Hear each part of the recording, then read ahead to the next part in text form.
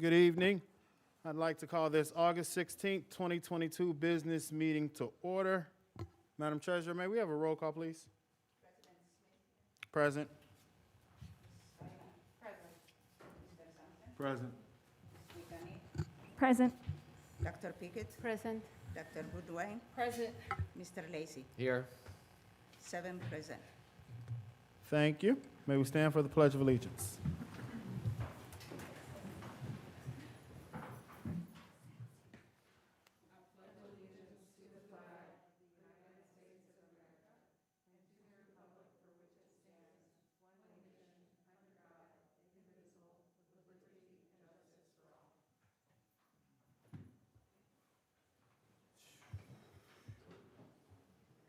All right, we will start things off with a special presentation from the Public Health Department. So if you're here, you can come up to this mic right here, and we will get things going.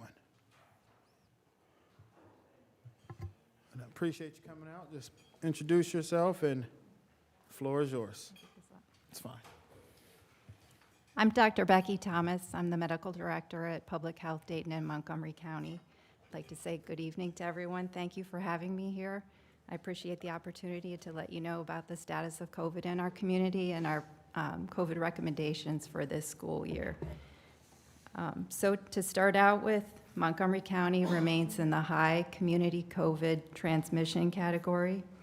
The incident rate, however, is decreasing. It was 528 per 100,000 last week, and this week it's 472 per 100,000. And that's the second week in a row that those numbers have been going down.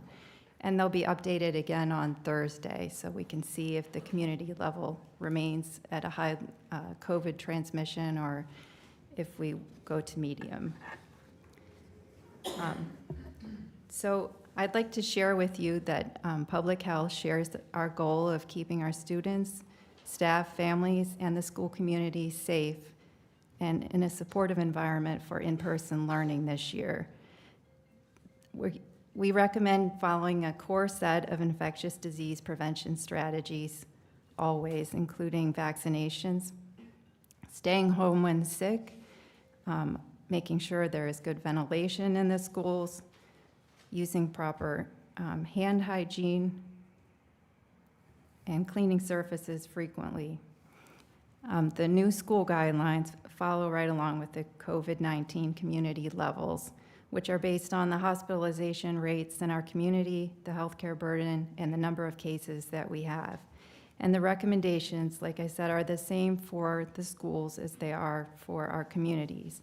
They're meant to be flexible so that individual school systems and for individual schools can decide on certain things like masking and testing according to factors like the health status of the students and the faculty that are in their schools, the rates of pediatric hospitalizations that we have, the rates of absenteeism that various schools are having, the age of students in the school building, the availability of resources, and the presence of a possibility of an outbreak in an individual school, and the local context. So given those things, the new guidelines have done away with the test to stay, which was in place last year. Quarantine is no longer recommended.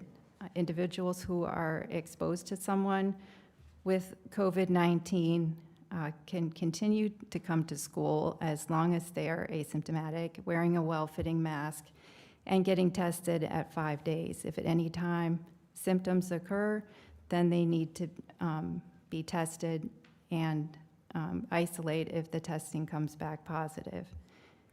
Isolation should continue for at least 5 days, and then if symptoms are improving and there's been no fever for 24 hours without medications, then isolation can be discontinued, but the student or staff, the individual needs to continue wearing a mask for the entire 10-day time. So masking is recommended for individuals who have been exposed to continue for 10 days. Masking is recommended for individuals in the setting of high community spread, which we have now. Masking is recommended in school nursing offices because those are healthcare facilities. And it is recommended to allow any student, staff, or faculty to wear masks at any time that they so desire. Alternative strategies for masking may need to be considered for very young children who are too young to wear a mask and for people with disabilities who can't mask. Testing can be offered individually by school systems or by schools if they so choose, but screening testing is no longer recommended by the Centers for Disease Control. The Centers for Disease Control does recommend that individual school systems can consider testing for certain cases. For example, high-risk activities such as wrestling, band, or choir, in cases where there's high levels of community spread before or after large events or after returning from breaks. Those are decisions for individual school systems and individual schools to make based upon the given circumstances that are existing in the school. And finally, in settings of outbreaks in individual schools, schools may wish to consider masking at that time, increasing ventilation, and increasing testing if they are doing testing, and possibly suspending high-risk activities like the ones that I mentioned. But those are all decisions that school systems and schools can make based upon their unique situations. Do you have any questions? Thank you for that presentation. Appreciate you coming with that information. Board, any questions?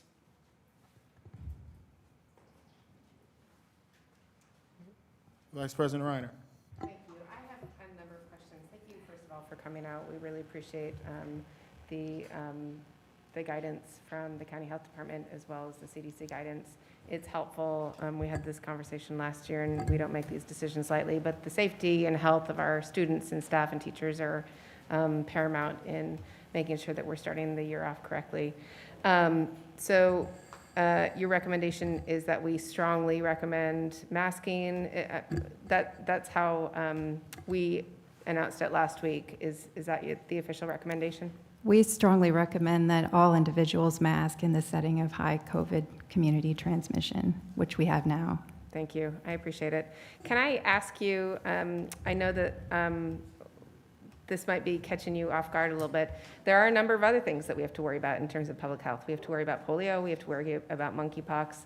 Are there recommendations that the County Health Department has regarding those on top of the COVID recommendations? Our number one recommendation is always to get vaccinated. That's the best way to stay healthy and prevent spreading disease. And then also, hand hygiene is very important, teaching young children to wash their hands frequently, disinfecting surfaces within the school, and improving ventilation when we can, with opening windows and increasing outdoor activities if the community spread is higher. Thank you. All of those factors can decrease not only COVID transmission, but other respiratory diseases. Thank you. I appreciate it. Superintendent, do we still have all of the hand sanitizer and sanitizing wipes and soap from last year? Are we all fully stocked to make sure that everybody's hand hygiene is clean as well as wearing masks? Yes, we do. Thank you. I don't have any more questions. Thank you so much for joining us. You're welcome. Anyone else? I see none. Once again, I want to thank you for coming out. Always look forward to getting information to help us guide us in our decisions. Appreciate you. Thank you for having me here. Moving on in the agenda, do we have any bargaining units present to speak? I see Mr. Mahoney. How are you doing this evening, sir? Doing wonderful. How are you? First day of school. Exactly. A great day. President Smith, Vice President Reinard, board members, Superintendent Lawley, Treasurer Braha, DPS staff and families. Good evening. I am Neil Mahoney, the president of the Dayton Education Association. I am here tonight to express how proud and honored I am to serve the hardworking members of the DEA. Tonight, I wish to thank our members for all the time, planning, and effort that goes into preparing a classroom to greet students on the first day of school. I want each and every one of our members to know how appreciated you are. The difference that you make in the lives of the students at Dayton Public Schools should never be taken for granted. You are professionals in every sense of the word, and I want you to know I believe in you, I trust in you, and I listen to you. The first day for students always reminds me of the words of Rita Pearson when she said, "Every child deserves a champion, an adult who will never give up on them, who understands the powers of connection and insists they become the best that they can be." Today and every day, the classrooms of Dayton Public Schools are led by champions.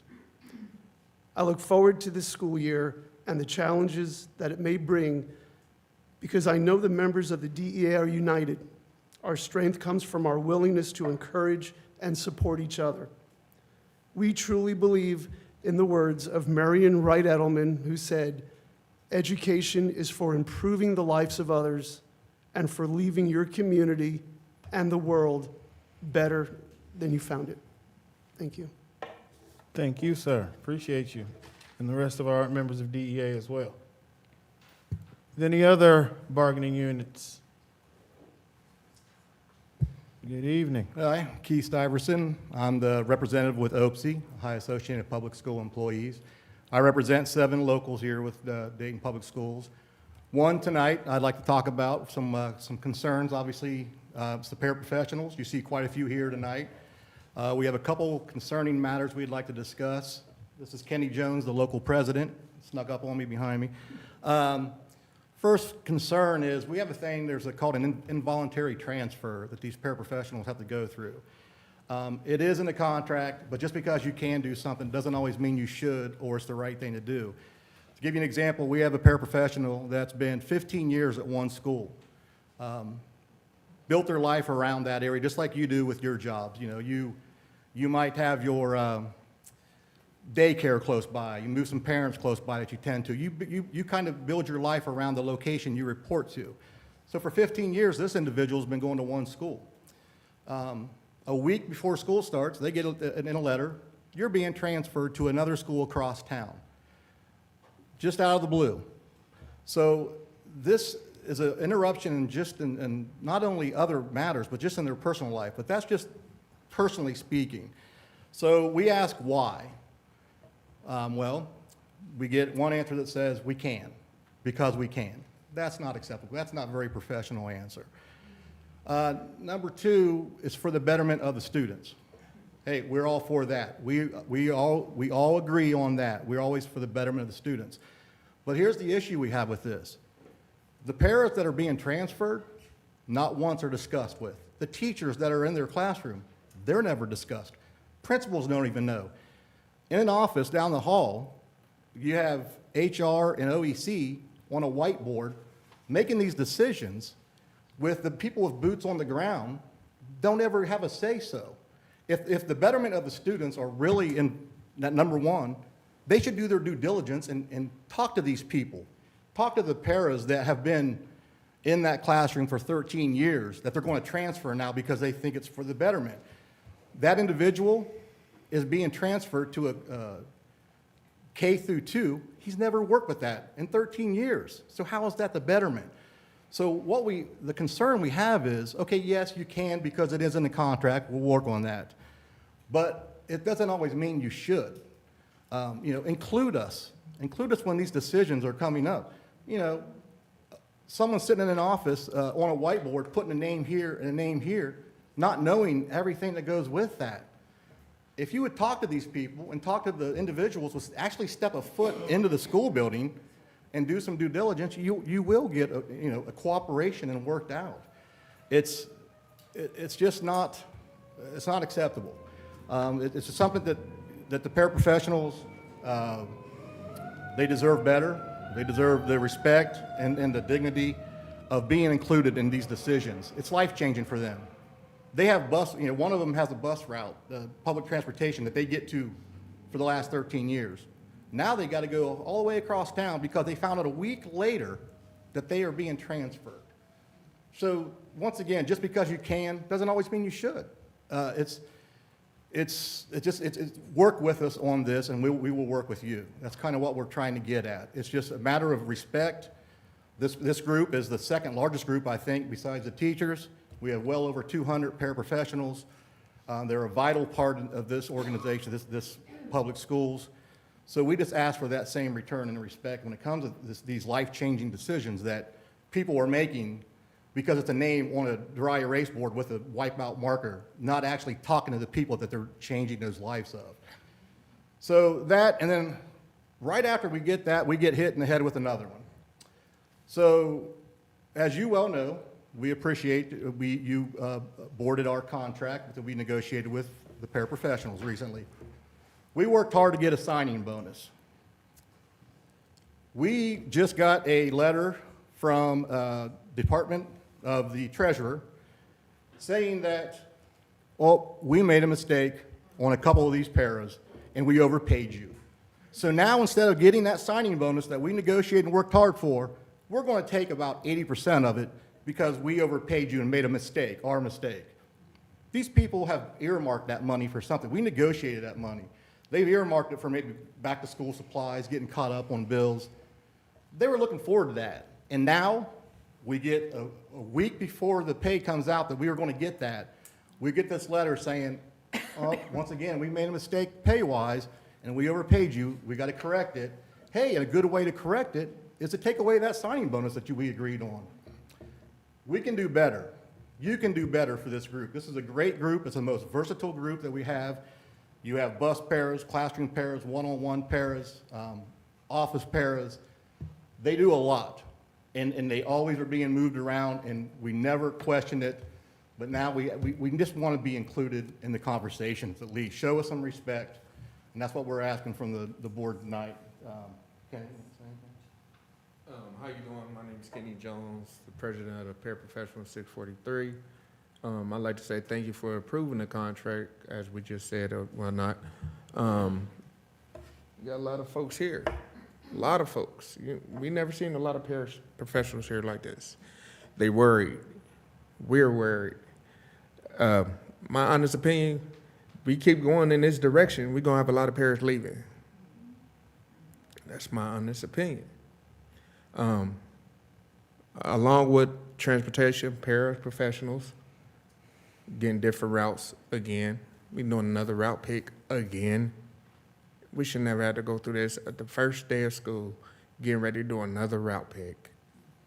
This is something we need to do better on. Also, how many measurements do we need at transportation? Can I appoint you to be a management? Can I appoint you to be a management? I feel like I'm Oprah. You get one, you get one, you get one, you get one. It doesn't make any sense. How can a routing person be a supervisor of, 250 drivers, 30 paraprofessionals? We need more paraprofessionals over there at transportation.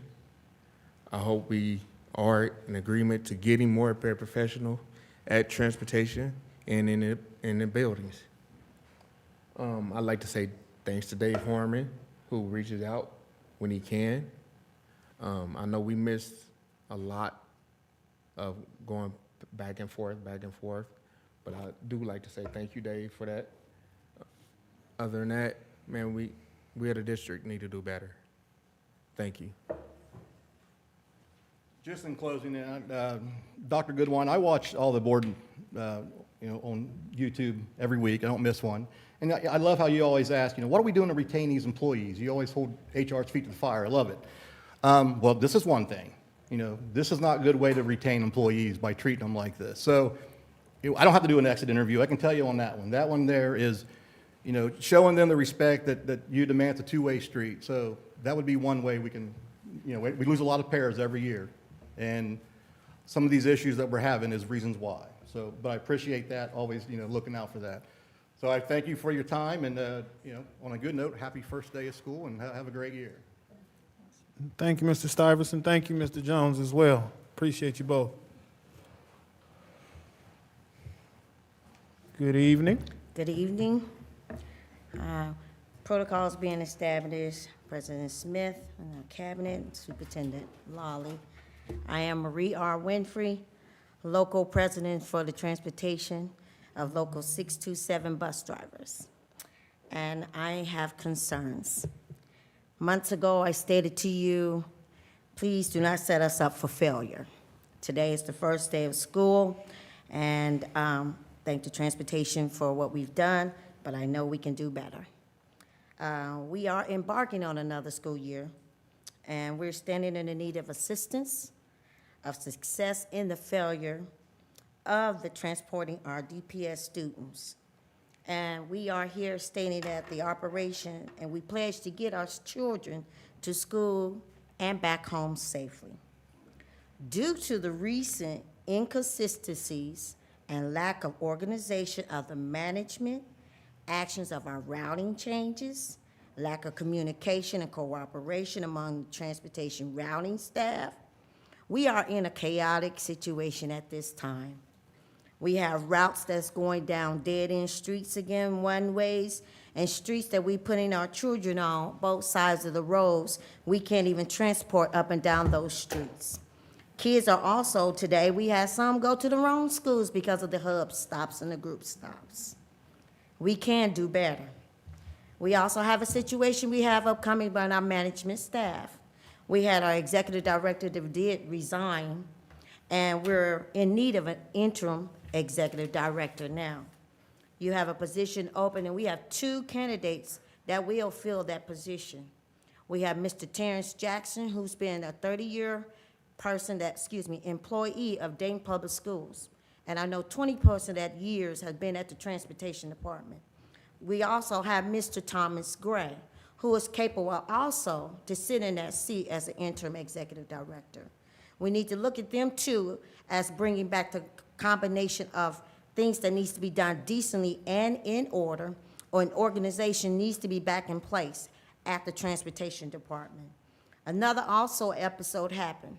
We had in-service, which was held in our garage, the transportation and pair, drivers and pairs.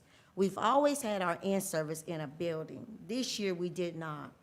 I know other departments had theirs in a building, in a different location besides, but we was in our garage, which we understand is a safety issue per the director, the previous director of Transportation and Fleet Services.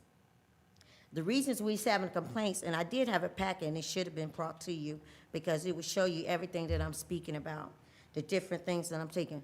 The mechanics were still working on the buses during the time that we was in that garage having in-service, which I know is a safety value and a safety issue. We can do better. We must do better. At this time, I want to thank the parents and the students, because we know transportation is in an uproar at this moment, but we want to thank you for allowing us to transport your students. We want to thank you for allowing us to transport your children safely. Please be patient with us until we can get these things taken care of correctly. And I thank you all for listening. Thank you, Ms. Winfrey. Are there any other bargaining units present to speak? I see there are none, but once again, I want to thank Mr. Mahoney, Ms. Winfrey, Mr. Stuyvesant, and Mr. Jones coming out to speak on behalf of those that you represent, and appreciate the work that you all do. Treasurer Braha, do we have any citizens registrants to speak? Yes. Okay, Chair. before we call them, I just want to remind you, when you're called, please identify yourself, state your name, address. Remarks, you have 3 minutes. Address the board as a whole through the president and not board members individually. And then it is inappropriate to address any matter involving pending disputes, grievances under a labor agreement, disciplinary action involving an employee or student, ongoing labor negotiations, concerns or matters that have already been settled, and/or any matter which, because of its nature, is deemed appropriate to be discussed in executive session. Now, Madam Abraha, our first speaker, please. Portia Reed. Can you repeat that, please? Portia Reed. Portia Miss- Reed. Yeah. Okay. Johnny Watson.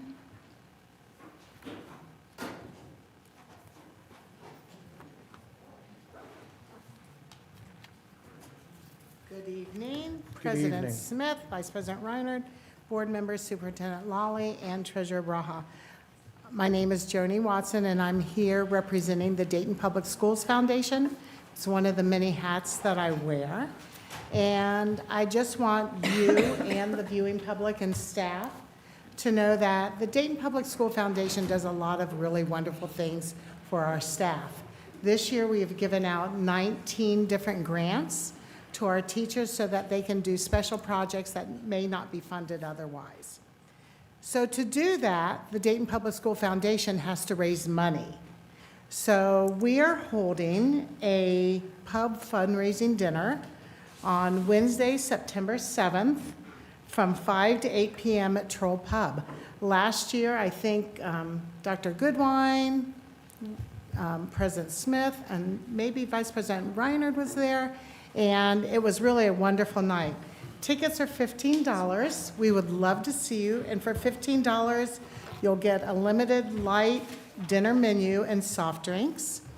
The chair of the Dayton Public School Foundation, Nancy Nerney, has generously paid for tickets for all of you up there, and we would love to see you. Alex has the tickets and the flyer on it, and if anybody else would like a ticket, please contact me, and I will be happy to sell you a ticket because I would love to see you all there. Thank you. Thank you. Appreciate you coming out this evening. Anyone else, Madam Treasurer? Kalisha Landers.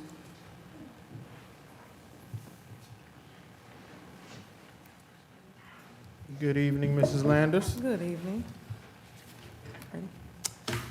Good evening to the board, superintendent, president, and everyone else. My name is Kalisha Landers. My address is 1019 Sunnyview Avenue. I live in Dayton, and I reside in Dayton Public School District. I want to address the board concerning athletics and GPA requirements. I read a small article dated July 27, 2022, that stated Dayton Public Schools will consider lowering the academic requirements for students to be involved in sports. This bar was is supposed to, speaking on being lowered to a 1.0 that happened back in 2017, but then has since increased back to a 2.0. I do not agree with lowering the standards for what we call student athletes, with the first word being student. I believe this also lowers responsibility and accountability of students as well as coaches and teachers who should be expecting excellence in all areas, not just sports. This also says to our student athletes that they do not have to work as hard or give much effort as their peers in the classroom, my opinion, to achieve success with much effort as their peers. I asked my own sons, who are student athletes, what did they think of the possible change, and their exact words were, do they think we're not capable? What would be the point of study tables if we can just get a D? What about college expectations? I do not agree with the decrease to a 1.0 because according to the mission statement of Dayton Public, and I quote, to equip our students to achieve success in a global society by implementing an effective and rigorous curriculum with fidelity. I want to emphasize equipping our students. If standards for the GPA are lowered to a 1.0, this is not equipping students for society. A D, according to Google, average means less than proficient. Less proficient in high school, college, or the workforce. Allowing 1.0 GPAs does not obtain scholarships or says that minimum effort is okay. What does that look like for students entering the workforce with being minimally equipped? I would like to suggest having maybe a probation period for students with maybe a 1.5 with supports for academics to include and not limited to mentoring programs, accountability, more frequent grade check-ins, tutoring, and intentional study tables to support those students who need to achieve the 2.0. As a former DPS student who had all odds against them, homeless majority of my high school and middle school life, pregnant teen at 17, taking care of teenage brothers living in poverty, and there's much more to my story, I achieved a 3.5 GPA with the supports that I mentioned above, graduating from Meadowdale High School with a 1-year-old and a 4-year full scholarship to college. Please consider a well-structured plan instead of lowering our standards. Thank you.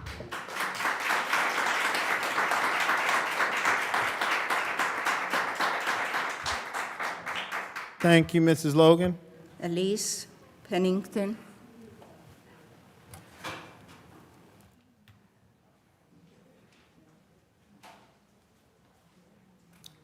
Hello, everyone. I am Elise Pennington, the principal at a local community school, Horizon Science Academy, referred to as Horizon North by the Transportation Department. We have the address of 4751 Sue Ann, and I'm here to speak about our transportation concerns. In February, myself and all other local community schools were notified by DPS that we will be returning to DPS for busing for this school year. For the past decade, if not more, we have held a wonderful relationship with DPS and never had issues with busing. I can no longer say that that is true. Since February, we have consistently informed the Transportation Department that our bell schedule is from 8 a.m. to 2:30 p.m.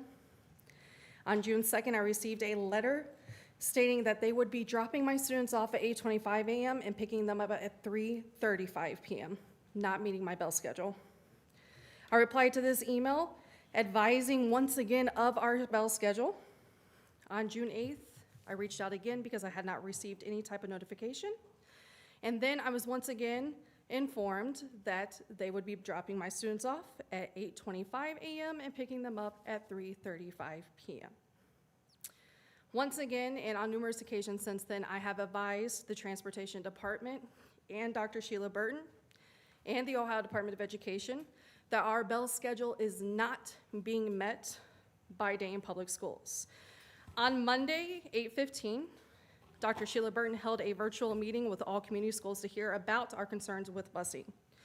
During this meeting, Dr. Burton acknowledged that DPS has a 30-minute buffer to deliver students, and they plan on meeting this. After this statement, myself and quite a few other community schools acknowledged that our bell schedules were not being met within that 30-minute buffer. So much so that my buses are arriving up to 2 hours past the end of the school day. Just yesterday, I was at my building until 5 o'clock waiting on a school bus. School let out at 2:30. It is the law to transport these students within that 30-minute buffer, and at the moment, Dayton Public Schools is not meeting that. In addition to this, I would like to echo the many concerns of the inconsistencies within the current Transportation Department. Our bus routes are being changed. The parents are not being notified. The schools are not being notified. My bus drivers are coming and warning me, hey, the bus might be a little bit empty today because I got a new route this morning, and they changed it by about 30 minutes, the bus stops. My parents didn't know this. Then we are being told that they need to call the transportation line at 4010, but it is being shut down. They're getting a recording that due to unfortunate circumstances, they can no longer answer the calls. Dr. Burton said in the virtual meeting that when it does get overwhelming, they do shut that down. I am asking that you help us and take immediate action with fixing the many transportation problems that we have. Thank you. Appreciate you coming out this evening. Madam Treasurer, do we have any more speakers? Jamie Ryan. Jamie Ryan. Okay. Michelle Springer.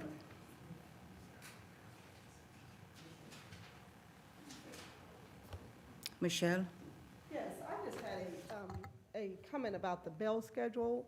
At the building that I work at, we had ladies that had to quit their second job because of the bell schedule, which as a pair, we don't make very much.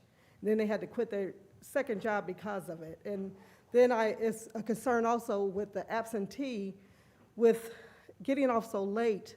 you can't even make doctor's appointments or anything, so that was just my concern with the bell schedule. And being told one time and then it was changed to another. That was just my concern. Thank you. Appreciate you coming out this evening. Madam Treasurer, any other speakers? No, that's it. If that concludes our speakers, once again, I want to say thank you to every speaker that came out to voice their concerns. And I welcome all others. If you see this, please come down and speak to the board about any and all concerns that you may have. We welcome you at all times to come and speak with us.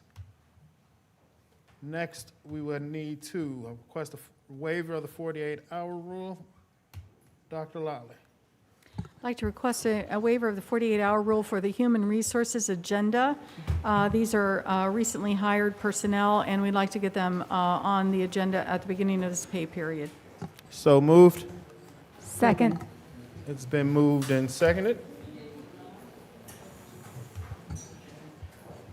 There any questions? We'll wait one moment.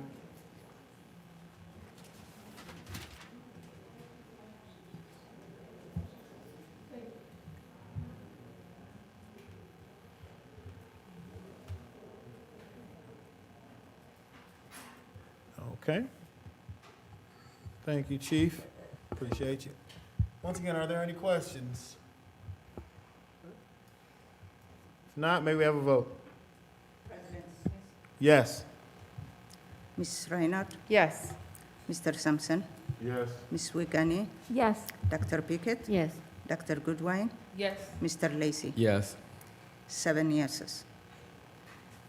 Dr. Lally? I'd like to recommend the approval of both item A and B, Human Resources, and, I'd like to recommend the item A, Human Resources, and the Human Resources 48-hour waiver, please.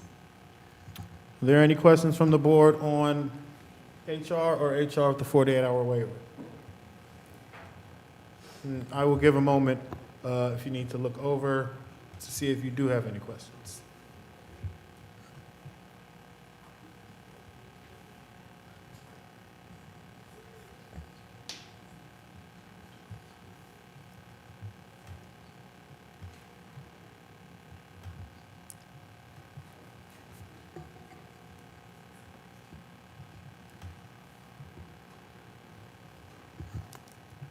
While waiting, I do have one question, Dr. Lally. If we can get an update on our last hiring events and kind of where we are as we stand as we start this school year.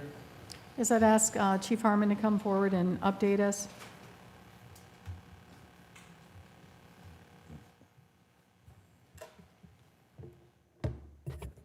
Good evening, good evening, Board. At our last two, we've had 2 onboarding days in the last 2 weeks. We had about 25 on Monday. The week before that, we had around 70. Those are estimates, it's not the exact numbers. But continue to move the numbers in the right direction. Our overall staffing, and again, I want to say thank you to the board for both for hiring at the review session and also that shortened our list for today, but also to accepting that 48-hour rule to continue to get people in. I do anticipate that that's something I'm going to continue to ask Dr. Lally to ask you for the next maybe couple months due to the timing between board meetings, just because there's a 10-day rule. But our staffing is approximately right where we left it about a week ago, with the significant, the one change to that is within the paraprofessional ranks, and we have lost a number of paraprofessionals since the school year started. And so there are currently 27 paraprofessional openings, whereas 2 weeks ago that was 0. That's our biggest area, obviously beyond the remaining classroom teacher positions, which is also down since last week, but that's at 26 teaching positions across the district, which is again why we'll continue to hire every day. If you have anything specific, happy to address those things. With the pair numbers that you just spoke of, and what are some of our strategies to get those numbers up and to keep them And then as they're coming on, what are some of the things that we're doing, not only with our new paras, but some of the new staff that we have in our buildings? What are some of the things that we're doing to kind of get them in, and so they don't feel overwhelmed or things like that as we're coming into a new year with everything else that goes on? So I mentioned in the review session some of the training that is in place this year, that additional training that's in place this year that maybe hasn't been in the past, specifically within OEC, and both the teacher side of that and also the paraprofessional side of that. There's additional meetings and different conversations that are being had to support those folks in those classrooms and those positions. A large number of our paras come out of the staffing needs of OEC, the individual education plans of individual students, which ultimately is also why some of the paraprofessionals had to be moved, is based on the needs of students. Certainly understand what the folks were sharing today, but that was, all those decisions were made based on the needs of students and what their individual education plans call for. But there's additional planning and additional training that is in place this year that beyond what has been in the past. Retention, the contract was just approved, and there was obviously a pay rate increase. Dr. Lawley and I are continuing to have conversations about other ideas that we may be able to put into place possibly regarding retention of paras and recruitment of additional paras. Any other questions for Chief Harmon while he is up here? Appreciate you, sir. Thank you. Any other questions on HR? I had another one. Dr. Lawley, with, as we talk about coming into this new school year and things like that, are there any other assistance that we could give from central office? What are some of the things that curriculum and other departments that are here doing to kind of help ease our new teachers?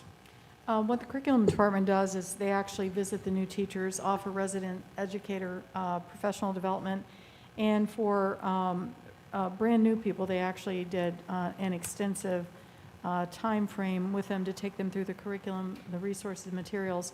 But they are expected to be in the buildings on a regular basis. Central office staff, while we don't do walkthroughs, we are making a concerted effort, since the buildings are open back up, to be out and be available as well. For example, today I was in 6 different buildings, plan to be in buildings the next 2 days, actually the next 3 days, and making sure that things are in place. Curriculum team is out also because I ran into several of them. And then additionally, the teacher leader at the K through 7 and 8 buildings are there as well. They are curriculum support people in the buildings all day. And then there's the curriculum specialist that are like teacher leaders, but they come from the central office, specifically out into the secondary buildings, the 9 through 12s. Thank you. And last, I will ask if anyone has any questions. If not, I will move to accept superintendent recommendation A. Second. It's been moved in second. Any questions on the motion? May we have a vote? President Smith, Yes. Ms. Reinhardt, Yes. Mr. Sampson, Yes. Ms. Wiegany, Yes. Dr. Pickett, Yes. Dr. Goodwin, Yes. Mr. Lacy. Yes. 7 yeses. 7 yeses, motion carries. Dr. Lawley, your next recommendation, please. Next recommendation is Human Resources, DEA. After July 10th, recommend approval of this recommendation. Are there any questions? Mr. President. Yes, sir, Mr. Sampson. Thank you, Mr. President. Under the 48-hour rule waiver, we voted on number 1, and that is a resignation, but that resignation is not under after July 10th. So we are in effect going to accept that individual's resignation, or should that name be added to after July 10th? Chief Harmon, I need for you to clarify that. In other words, it's in 2 places. In 2 places, sir?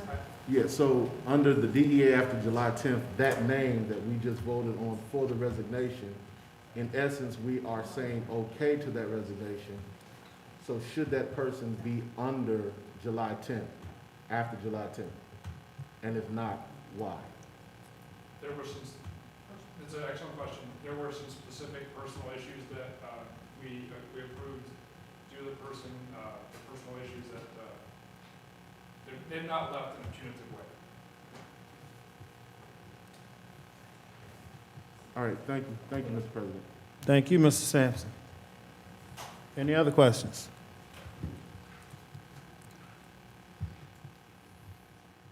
If not, I move to accept Superintendent Recommendation B. Second. It's been moved in second. Any questions? May we have a vote? President Smith, No. Ms. Reinhardt, No. Mr. Sampson, No. Ms. Wiegany, No. Dr. Pickett, No. Dr. Goodwin, No. Mr. Lacy. No. 7 no. 7 noes, motion does not carry. Dr. Lally, your next recommendation, please. Next recommendation are the contracts recommended for your approval.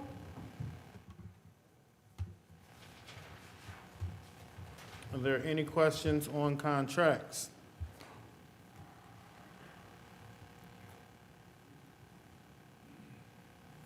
As I see none, I move to accept Superintendent's Recommendation C, contracts. It's been moved in second. Any questions on the motion? May we have a vote? President Smith, Yes. Ms. Reinhardt, Yes. Mr. Sampson, Yes. Ms. Wiegany, Yes. Dr. Pickett, Yes. Dr. Goodwin, Yes. Mr. Lacy. Yes. 7 yeses. 7 yeses, motion carries. Your next recommendation, ma'am. I'd like to recommend the approval of OPSI Local 156, the mechanics contract. Thank you. Any questions? I see none. I will move to accept Superintendent's Recommendation D. Second. It's been moved in second. Any questions on the motion? As I see none, may we have a vote? President Smith, Yes. Ms. Reinhardt, Yes. Mr. Sampson, Yes. Ms. Wiegany, Yes. Dr. Pickett, Yes. Dr. Goodwin, Yes. Mr. Lacy. Yes. 7 yeses. 7 yeses, motion carries. Your next recommendation, please, Dr. Lally. I'd like to recommend the approval of the resolution for the impractical to transport buildings. Any questions? See no questions, I will move to accept Superintendent's Recommendation E. Do I have a second? Second. It's been moved in second. Do I have any questions on the motion? Board Member Sampson. Thank you, Mr. President. In this resolution, it states, the Board of Education has determined that it is impractical to provide transportation for the students listed in Exhibit A. Where is Exhibit A listed at? Executive content. Got it.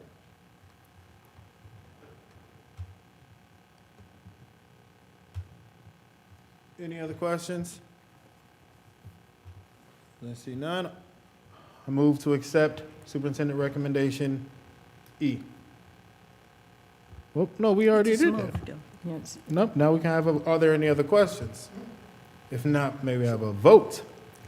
on- President Smith, Yes. Ms. Reinhardt, Yes. Mr. Sampson, Yes. Ms. Wiegany, Yes. Dr. Pickett, Yes. Dr. Goodwin, Yes. Mr. Lacy. Yes. 7 yeses. 7 yeses, motion carries. Your next recommendation, please, Dr. Lally. Recommend the approval of the Neighborhood School Center MOU. Any questions? I do. I have just one. This is correcting the additional funds that was brought up by Board Member Sampson, correct?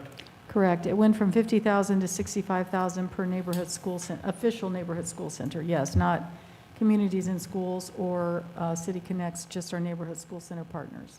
I appreciate that, and I want to say a thank you to Board Member Sampson for raising that issue. Are there any other questions? Mr. President, Yes, sir, Mr. Sampson. we're asking questions outside of a motion. We didn't do a motion yet.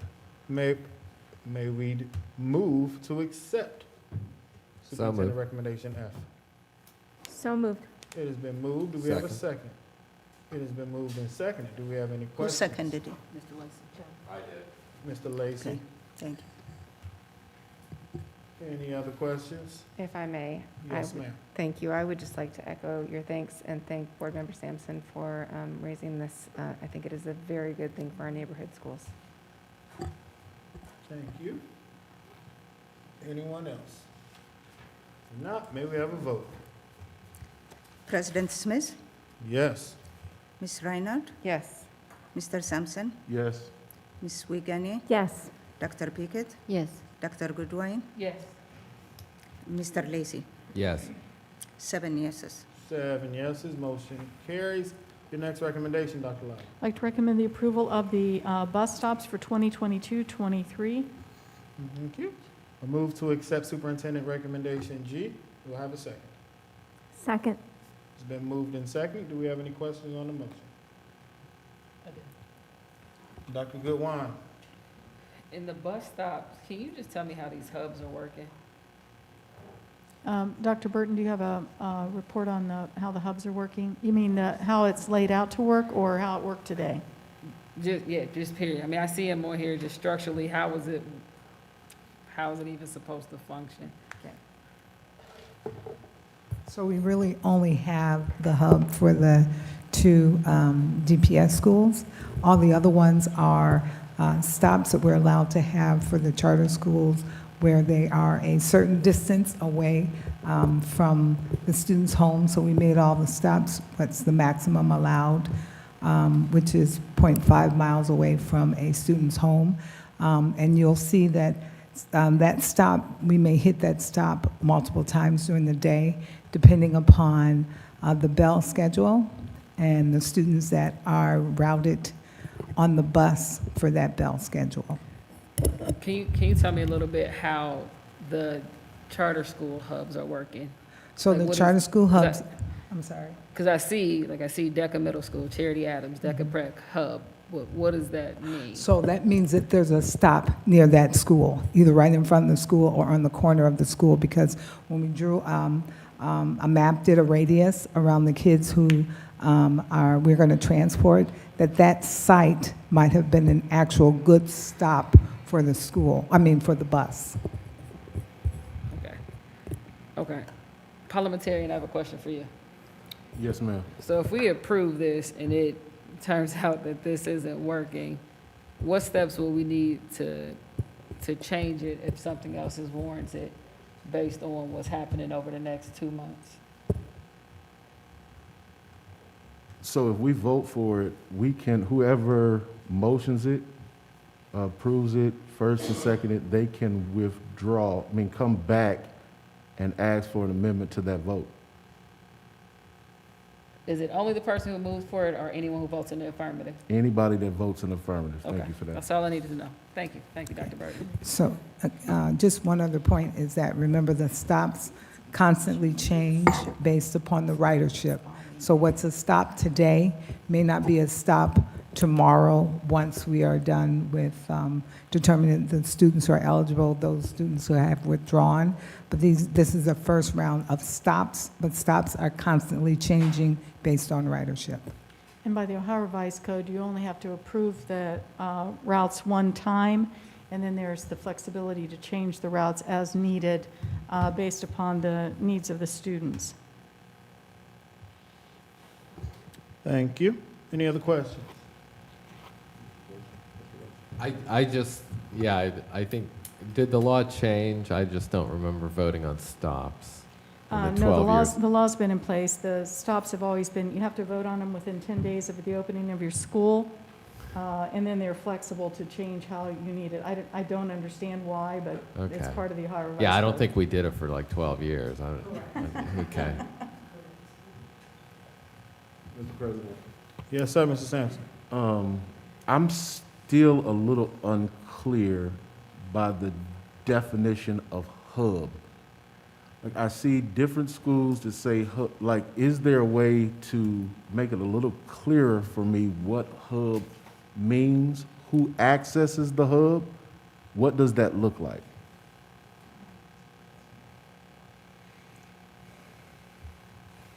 For us, Hub is when we have a certain number of students that are going to meet at that particular stop, compared to, for example, if we have a special ed student or other students where we only have 1 or 2 students at a particular stop, because we don't have a lot of students in that area. But then we may have another stop, for example, maybe the hub stop is, let's say Fairview, the corner where Fairview is, and we call that a hub stop because we may have 15 students who are able to get to that stop. I'd be more than happy to provide you with the list of the number of students per each stop. I just didn't do that in this report because we just needed you to vote on the stops. And again, the stops are subject to change, and they constantly change based on the ridership. And so Dr. Lally, question for you is, so how do we know, how will we determine what stops need to be changed? Does the board have to vote on it again, or is just this one time we vote? This is a one-time vote, and the stops that need to be changed are dependent upon, as our union president said earlier, they, when they drive them and they find that even though they did we gave them 4 days to check their routes out this year, there still may be something that's changed and they run into a dead end or they run into construction, and they may have to change those. So they change those automatically, sometimes on a weekly basis, sometimes it might need to be a day-to-day where something's happening with construction or things like that. But we do that through working with the bus drivers and then through the router who's doing that. That's how it's done, basically. Is that correct, Marie? You want to give me a shake or a no? Okay. Okay. Thank you so much. Thank you, Mr. President. Thank you. Any other questions? One more question. Yes, ma'am. So earlier, we had one of our neighboring charter schools come in. Are you working with them to resolve the issue that she spoke on? Yes. Can you give us a report back the next time we get together on just how that's going? Sure. So that'll be in September. Sure. Thank sure. you. Any other questions? If not, may we have a vote? President Smith, Yes. Ms. Reiner, Yes. Mr. Sampson, Yes. Ms. Wiegany, Yes. Dr. Pickett, Yes. Dr. Goodwin, Yes. Mr. Lacy. Yes. 7 yeses. 7 yeses, motion carries. Your next recommendation, Dr. Lally. I'd like to recommend the approval of the CRA agreement with Delco District Properties. Move to accept Superintendent Recommendation H. Do we have a second? Second. It's been moved and second. Do we have any questions on the motion? I see none. May we have a vote? President Smith, Yes. Ms. Reiner, Yes. Mr. Sampson, Yes. Ms. Wiegany, Yes. Dr. Pickett, Yes. Dr. Goodwin, Yes. Mr. Lacy. Yes. 7 yeses. 7 yeses, motion carries. Your next recommendation, Dr. Lally. I'd like to recommend the approval of the Memorandum of Understanding for Flourishing Under Distress Giving Encouragement Foundation. I move to accept Superintendent Recommendation I. Do we have a second? Second. It's been moved and seconded. Do we have any questions on the motion? As I see none, may we have a vote? President Smith, Yes. Ms. Reiner, Yes. Mr. Sampson, Yes. Ms. Wiegany, Yes. Dr. Pickett, Yes. Dr. Goodwin, Yes. Mr. Lacy. Yes. 7 yeses. 7 yeses, motion carries. Your next recommendation, Dr. Lally. I'd like to recommend the approval of the resolution for the temporary employee salary scale. Move to accept Superintendent's Recommendation J. Do we have a second? Second. It's been moved and seconded. Do we have any questions on the motion? See there are none. May we have a vote? President Smith, Yes. Ms. Reiner, Yes. Mr. Sampson, Yes. Ms. Wiegany, Yes. Dr. Pickett, Yes. Dr. Goodwin, Yes. Mr. Lacy. Yes. 7 yeses. Your next recommendation, Dr. Lally? I'd like to recommend the approval of the ESS addendum, the rate change for substitute teacher and substitute paraprofessionals hired through ESS hourly rates. Move to accept Superintendent Recommendation K. Do I have a second? Second. It's been moved and second. Do we have any questions on the motion? Seeing there are none, may we have a vote? President Smith, Yes. Ms. Reinhardt, Yes. Mr. Sampson, Yes. Ms. Wiegany, Yes. Dr. Pickett, Yes. Dr. Goodwin, Yes. Mr. Lacy. Yes. 7 yeses. Your next recommendation, please. I'd like to recommend the approval of the resolution for Frost Brown Todd. Move to accept superintendent recommendation L. Do we have a second? Second. Been moved and second. Do we have any questions on the motion? I see none. May we have a vote? President Smith, Yes. Mr. Sampson, Yes. Ms. Wiegany, Yes. Ms. Reinhardt, Yes. and Mrs. Wiegany, I say that, Dr. Pickett, Yes. Dr. Goodwin, Yes. Mr. Lacy. Yes. 7 yeses. 7 yeses, motion carries. Your next recommendation, Dr. Lane. I'd like to recommend the approval for the MOU for the Dayton Foundation Males of Color. Move to accept superintendent recommendation M. Do we have a second? Second. Been moved and second. Do we have any questions on the motion? See none. May we have a vote? President Smith, Yes. Ms. Reinhardt, Yes. Mr. Sampson, Yes. Ms. Wiegany, Yes. Dr. Pickett, Yes. Dr. Goodwin, Yes. Mr. Lacy. Yes. 7 yeses. Thank you. Does that conclude your recommendations, Dr. Lally? It concludes them for this evening. Thank you. Thank you. Madam Treasurer, your recommendations, please. Okay. I would like to approve your approval for Certificate of Estimated Resources as reviewed last week. I have a typo in here. I want to correct it. It says the official appropriation, it should say Certificate of Estimated Resources. Thank you. Move to accept Treasurer's recommendation A. Do we have a second? Second. It's been moved and second. Do we have any questions? There are none. May we have a vote? President Smith, Yes. Ms. Reinhardt, Yes. Mr. Sampson, Yes. Ms. Wiegany, Yes. Dr. Pickett, Yes. Dr. Goodwin, Yes. Mr. Lacy. Yes. 7 yeses. Your next recommendation, Madam Treasurer? I recommend the approval of the original appropriation measure for fiscal year 2023 as reviewed last week. Thank you. I move to approve Treasurer recommendation B. Do we have a second? Second. It's been moved and second. Do we have any questions on the motion? Seeing there are none, may we have a vote? President Smith, Yes. Ms. Reinhardt, Yes. Mr. Sampson, Yes. Ms. Wiegany, Yes. Dr. Pickett, Yes. Dr. Goodwin, Yes. Mr. Lacy. Yes. 7 yeses. Thank you. 7 yeses, motion carries. Your next recommendation, please. I recommend approval of the temporary board advances as reviewed last week. I move to accept Madam Treasurer's recommendation C. Do I have a second? Second. It's been moved and second. Do we have any questions on the motion? Seeing there are none, may we have a vote? President Smith, Yes. Ms. Reinhardt, Yes. Mr. Sampson, Yes.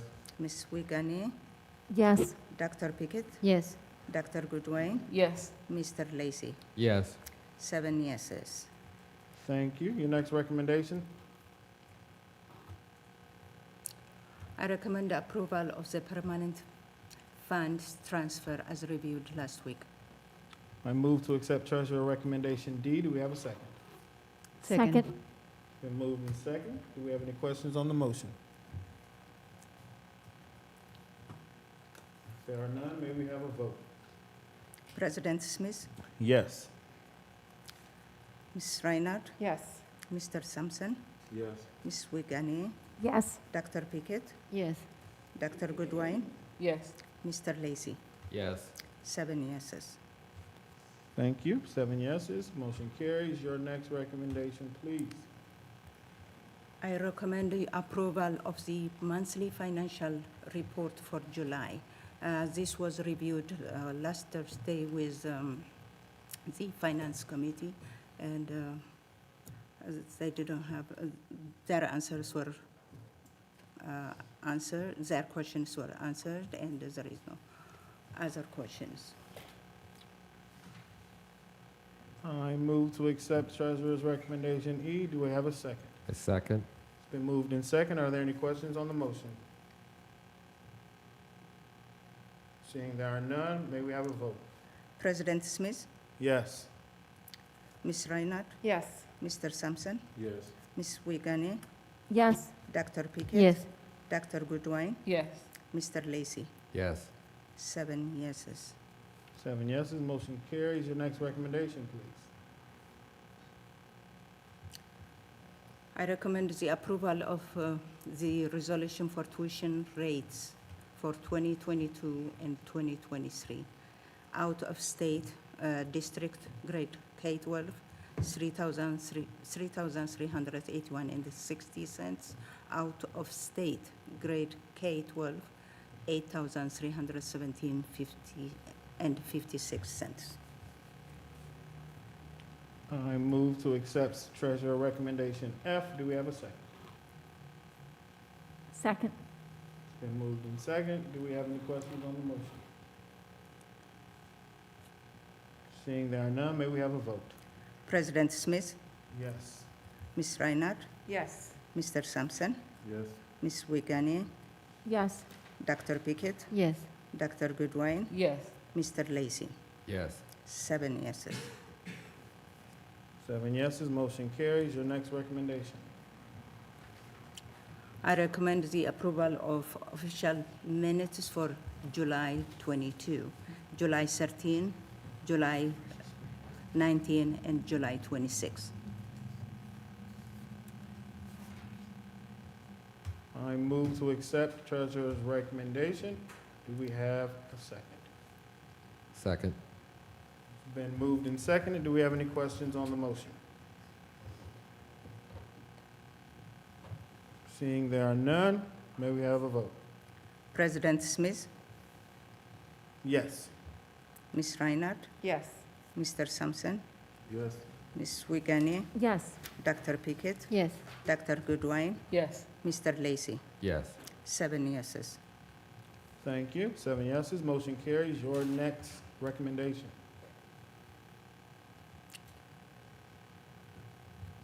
I recommend approval of the donations for August 16, 2022, as listed. Move to accept treasurer recommendation H. Do we have a second? Second. It's been moved and seconded. Do we have any questions on the motion? Seeing there are no questions, but as always, want to thank all those that donate to our district. It's much appreciated. May we have a vote? President Smith, Yes. Ms. Reinhardt, Yes. Mr. Sampson, Yes. Ms. Wiegany, Yes. Dr. Pickett, Yes. Dr. Goodwin, Yes. Mr. Lacy. Yes. 7 yeses. Thank you. Your next recommendation, please. I recommend approval of the following purchase requisitions as listed and reviewed last week. I move to accept Madam Treasurer's recommendation I. Do we have a second? Second. It's been moved and second.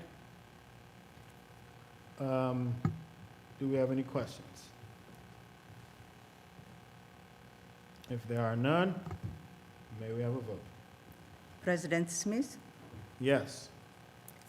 Ms. Reinhardt, Yes. Mr. Sampson, Yes. Ms. Wiegany, Yes. Dr. Pickett, Yes. Dr. Goodwin, Yes. Mr. Lacy. Yes. 7 yeses. 7 yeses, motion carries. Your next recommendation. I recommend approval of the following then and now as reviewed last week. Move to accept Treasurer's recommendation J. Do we have a second? Second. It's been moved and seconded. Do we have any questions on the motion? Seeing there are none, may we have a vote? President Smith, Yes. Ms. Reinhardt, Yes. Mr. Sampson, Yes. Ms. Wiegany, Yes. Dr. Pickett, Yes. Dr. Goodwin, Yes. Mr. Lacy. Yes. 7 yeses. 7 yeses, motion carries. That concludes your recommendations, Madam Treasurer. Yes, thank you. Thank you. Pursuant to Section 121.22G2 of the Ohio Revised Code, I move that this board go into executive session. This meeting is being held to investigate complaint against a public employee, as well as to confer with our attorney. Do we have a second? Second. It's been moved and seconded. May we have a vote? President Smith, Yes. Ms. Reinhardt, Yes. Mr. Sampson, Yes. Ms. Wiegany, Yes. Dr. Pickett, Yes. Dr. Goodwin, Yes. Mr. Lacy. Yes. 7 yeses. Thank you. We will go up to our board conference room.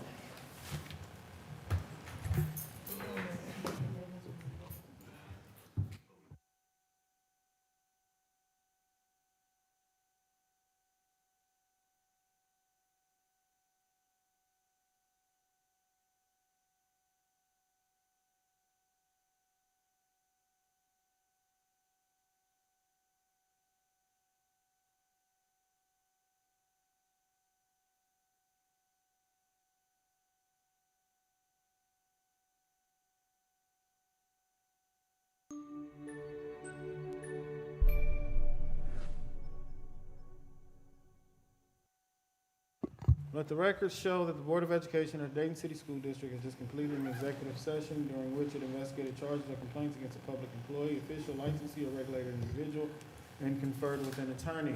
Do I have a second to return to our business meeting? Second. Been seconded. Do we have any questions on the motion? May we have a vote? President Smith, Yes. Ms. Reinhardt, Yes. Mr. Sampson, Yes. Ms. Wiegany, Yes. Dr. Pickett, Yes. Dr. Goodwin, Yes. Mr. Lacy. Yes. 7 yeses. Thank you. Next, our order of business is a resolution to appoint a delegate to the OSBA 2022 Annual Business Meeting. Do we have any nominations? I'd like to nominate Board Member Sampson. Okay. I'll second. Been first and seconded. Do we have any other nominations?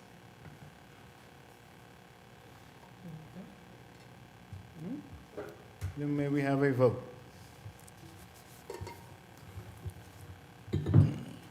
Well, first, Mrs. Sampson, do you accept this nomination? Can I say how would I feel? Yeah, I accept the nomination, sir. Okay, then may we have a vote to appoint Deion Sampson as the delegate to the 2022 OSBA Annual Business Meeting? And then also, in the event that he cannot serve, we need an alternate. Do we have a nomination for an alternate?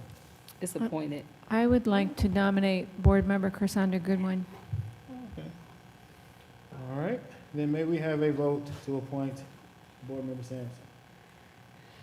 Okay. President Smith, Yes. Ms. Reinhardt, Yes. Mr. Sampson, Yes. Ms. Wiegany, Yes. Dr. Pickett, Yes. Dr. Goodwin, Yes. Mr. Lacy. Yes.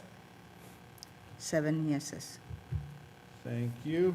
May we go to, keep it down to our Board Member Sampson, new business. Thank you, Mr. President. I don't have much today. I just want to say, yesterday, I got a chance to go visit the international school, and I was thoroughly impressed with the aesthetics of the building, the excitement, the energy that was in the room.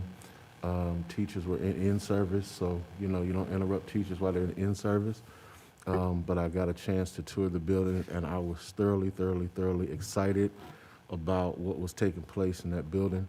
And while I was riding around the city, I do want to shout out grounds. I seen grounds out there cutting grass, and they were just doing it. And so I just want to say thank you to operations, the teachers, the transportation specialists, everybody that ensured that the first day of school would start off great. And yeah, that's That's the only thing I have, Mr. President. Thank you so much. Thank you, Mr. Sampson. We will go to Mr. Lacy. Yes. Whilst attending the German festival, I was getting a lot of questions about the 4 people on the front facade of the Stivers School for the Arts building. And after some research, and I didn't write her name down, but the head of the historian for the Stivers Alumni Association post to Facebook did inform me that the 4 people are from left to right: Abraham Lincoln, Captain Charles Stivers of the Union Army, Horace Mann, and Wilbur Wright. So those are the 4. I enjoyed going to open houses yesterday, Stivers for my daughter, and I did also go to Kaiser to stop by, and that was a good time, and I appreciate the chance to do that. And that's all I have. Other than, we did have the Finance Committee meeting last Thursday, and we looked over the first month of the new fiscal year, and everything was in order. Thank you. Thank you, sir. Vice President Reiner. I have no new business. Thank you. Dr. Pickett. Thank you, Mr. President.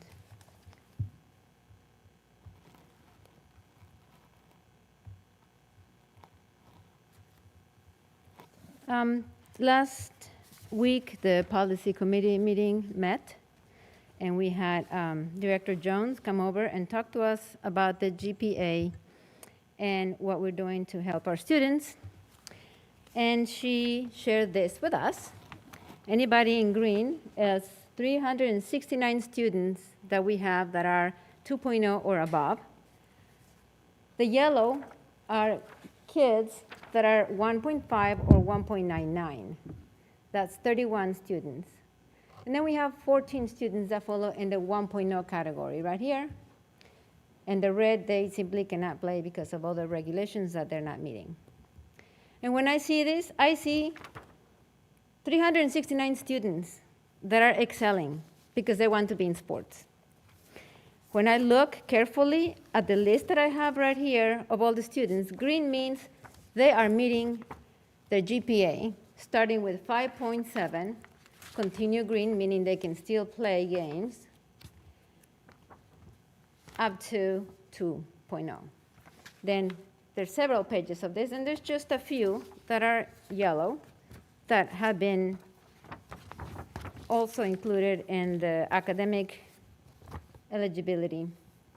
So what I would like to point out is that right now the average GPA for the students is 2.81. 2.81, not 1.0. The median GPA is 2.87. And so I'm really concerned about us talking about reducing the expectations for the GPA, because right now every single kid can play right now because they have been grandfathered, not play, but they can be part of this program. And I would like to leave it like this. I think it's great that we are expecting more of our students. I heard Mrs. Logan, I heard her son. A lot of kids are saying, I'm working really hard to get to where I'm at right now. So I do not see the need for us to change anything. In fact, I wish Dr. Goodwin would have been at the policy committee meeting where we received the athletic academic eligibility program, because even all the students that are not going to be able to play but are, in a way, being part of the practices, they're all going to receive intervention programs that will help them. They will be on academic probation, but they will get a lot of help.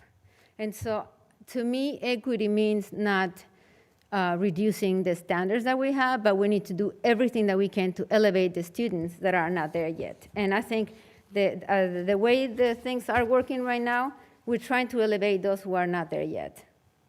That's as far as what we discussed in the committee meeting. And now I'm going to do some of my readings.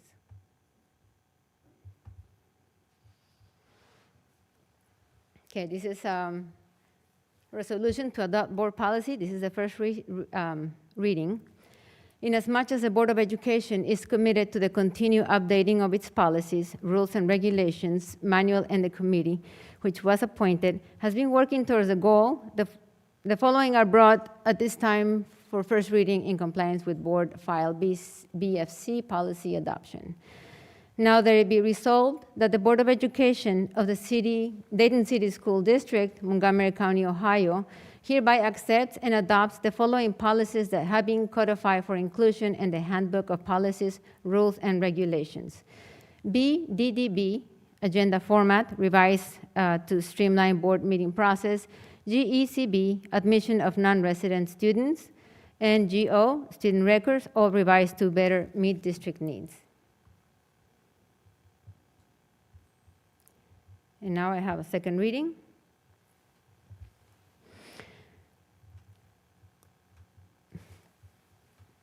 Sorry, I have a question. Do I have to read this again? Yes, For all of this. I'm going to read another resolution. For your second reading? Yes. Yes. Okay, thank you. Inasmuch as the Board of Education is committed to the continual updating of its policies, rules, and regulations, manual in the committee, which was appointed, has been working towards that goal, the following is brought at this time for second reading in compliance with board file. Now, there it be resolved that the Board of Education of the Dayton City School District, Montgomery County, Ohio, hereby accepts and adopts the following policies that have been codified for inclusion in the Handbook of Policies, Rules, and Regulations. AC-ACB, non-discrimination/harassment, including non-discrimination on the basis of sex and disability and sexual harassment. AC-R-2, sexual harassment complaint procedures. BBF-E, board member ethics. And DFA, revenues from investment. These are all the readings that I have. And I also would like to. You need a motion now. Oh, sorry. For all of them? Okay.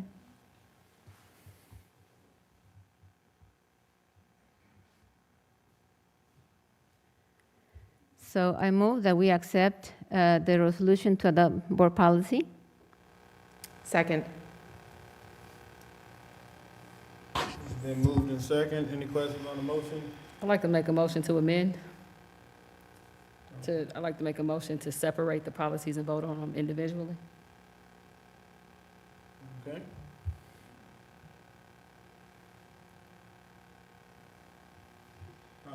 I'll second it, the motion. And then we need to go one by one, correct, Mr. Parliamentarian? That is correct. Okay. Do we need to vote on that before? You have to vote on the motion to amend. Right. All right. Any questions on the motion? We have a vote to amend.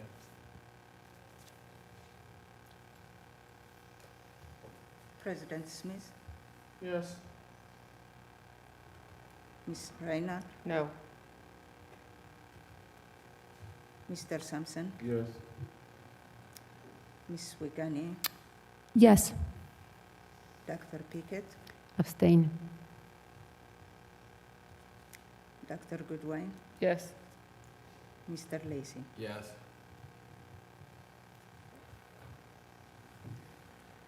5 yeses, 1 abstain, and 1 no. So we shall vote on our policies separately. So your first policy, Dr. Pickett. Okay, so I move that we accept the non-discrimination harassment AC-ACB. Second. Been moved to second. Any questions on the motion? I see none. May we have a vote? Who seconded it? Vice President Reiner. Okay. President Smith, Abstain. Ms. Reinhardt, Yes. Mr. Sampson, Abstain. Ms. Wiegany, Abstain. Dr. Pickett, Yes. Dr. Goodwin, No. Mr. Lacy. Yes. Okay, 3 yeses.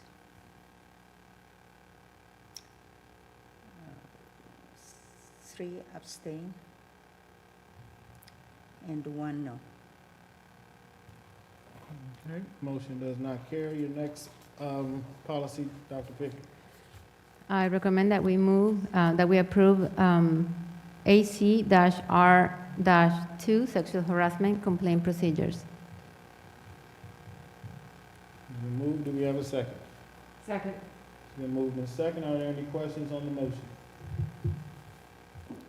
Seeing there are none, may we have a vote?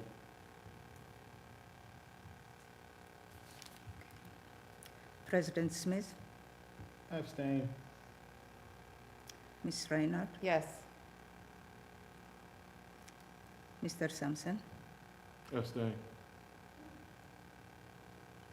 Ms. Wiegany, Abstain. Dr. Pickett, Yes. Dr. Goodwin, Abstain. Mr. Lacy. Yes. Okay. 3 yeses. 4 abstain. Thank you. Your next recommendation, or next policy, Dr. Pickett. The next recommendation is the approval of BBF-E, board member ethics. Second it. Been moved and second. No questions? May we have a vote?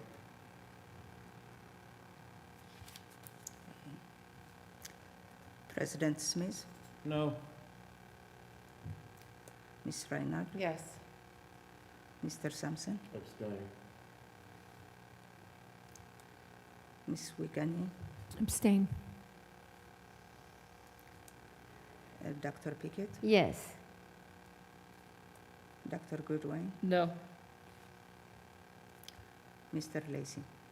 Yes.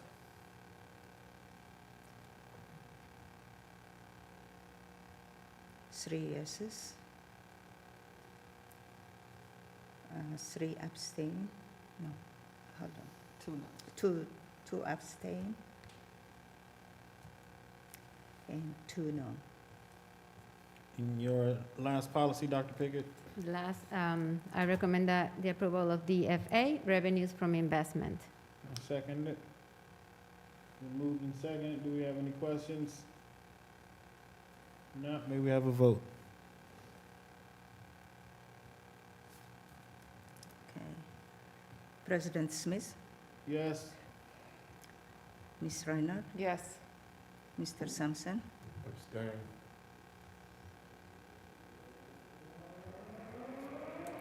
Ms. Wiegany, Abstain. Dr. Pickett, Dr. Pickett, Yes. Dr. Goodwin, Yes. Mr. Lacy. Yes. And that concludes your policies, Dr. Pickett. Thank you. I'll say I'm extremely disappointed. Today was the first day of school. There were a lot of emotions, excitement, and frustration. And those will be the words that I'm going to describe today. I wish all of you a wonderful school year. COVID has shown us how much we need each other and how important it is to be around our peers. Please be safe and remain vigilant so that we can continue enjoying each other's company. Let us do our part to stay healthy and in school. I hope that your school year is full of excitement and discovery. And that goes for all our students, teachers, parents, paraprofessionals, SROs, bus drivers and aides, mechanics, custodian, administration, nurses, and the rest of the staff. Let us see where this year takes us. This year started with tremendous excitement for the international school opening, shy of 400 students today, who were all welcomed by the community. And it was a beautiful sight. That's all I have, Mr. President.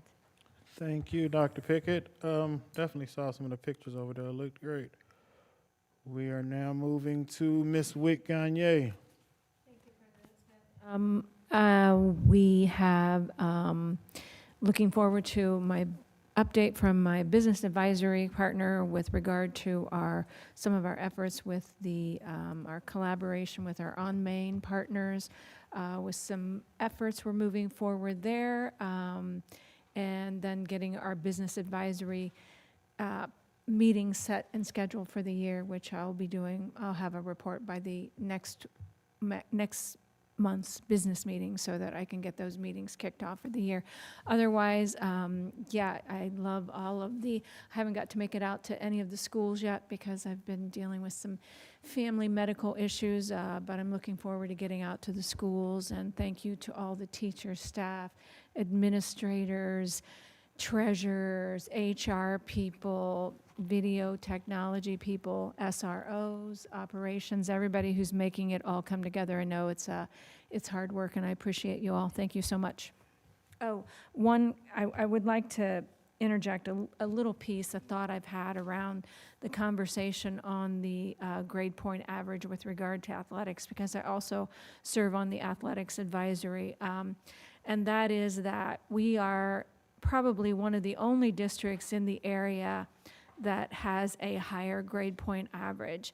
And I find it very difficult to wrap my mind around the fact that we are requiring one of the most challenged districts in the area with some of the most challenging family situations, the most challenging socioeconomic situations, and we are holding them to a higher standard than all of our students in the area that have much more access to resources, many more just family resources than any of these kids have. So that little bit of a difference can make the difference between really catching some of these really, really struggling students. So I get the argument with regard to, we want to raise our expectations, and I certainly want to continue to raise expectations, but I think it's punitive to hold our kids to a different standard than Oakwood, Centerville, West Carrollton, Mad River, many of the other districts around, when a lot of our families will just make the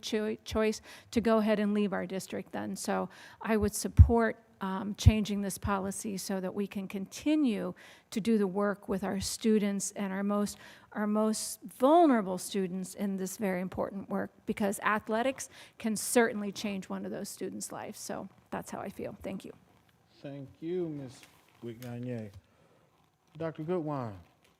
Thank you. First, I want to give a shout out to the operations team. I recently went to Rosa Parks Elementary, and I was on the track, and I took my shoes off to walk on it just so I could really feel the turf, and it felt amazing over there.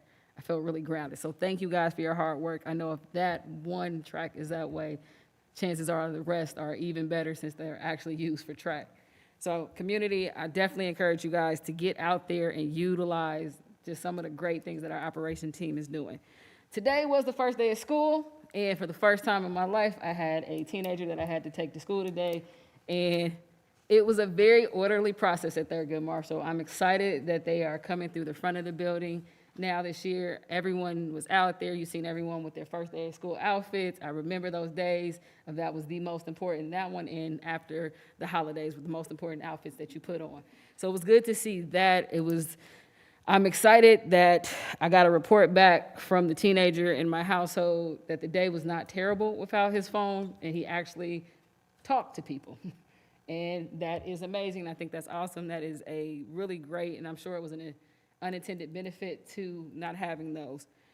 I do want to say some things that I have done. And first, so I was not at the last policy meeting due to I don't get the communications on them, and that's okay because there's just so many other ways to connect. I had the opportunity of hosting 2 forums with community members, coaches, parents, whoever wants to come out down here at the Board of Education to really discuss in depth the GPA eligibility standard, as well as what our true goal is when we're doing this.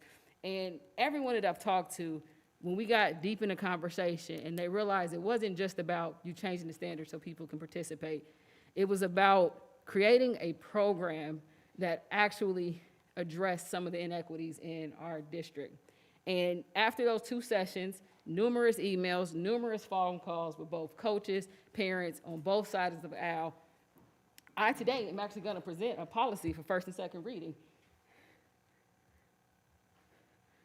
So I'm actually going to give you guys the whole policy. It is in your board docs right now, and this is a resolution to adopt the board policy, first and second reading simultaneously, insomuch as the Board of Education is committed to continue updating its policy, rules, and regulations manual. Board members, community members, district employees, and the legal department has been working towards that goal. The following is brought at this time for simultaneous first and second reading in compliance with board file. Now that the Board of Education of the Dayton City School District, Montgomery County, Ohio, hereby accepts and adopts the following policies, which have been codified for the inclusion in the Handbook of Policies, Rules, and Regulations, FAL IGDK, titled Interscholastic Extracurricular Eligibility. This change is being revised to meet and better meet the district's need. And I'm gonna go one step further. I'm actually gonna read the policy for individuals who won't go look it up.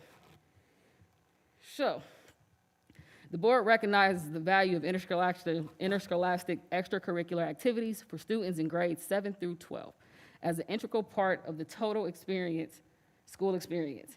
Since participation in the interscholastic extracurricular activities is a benefit to the development of the whole child, students are expected to demonstrate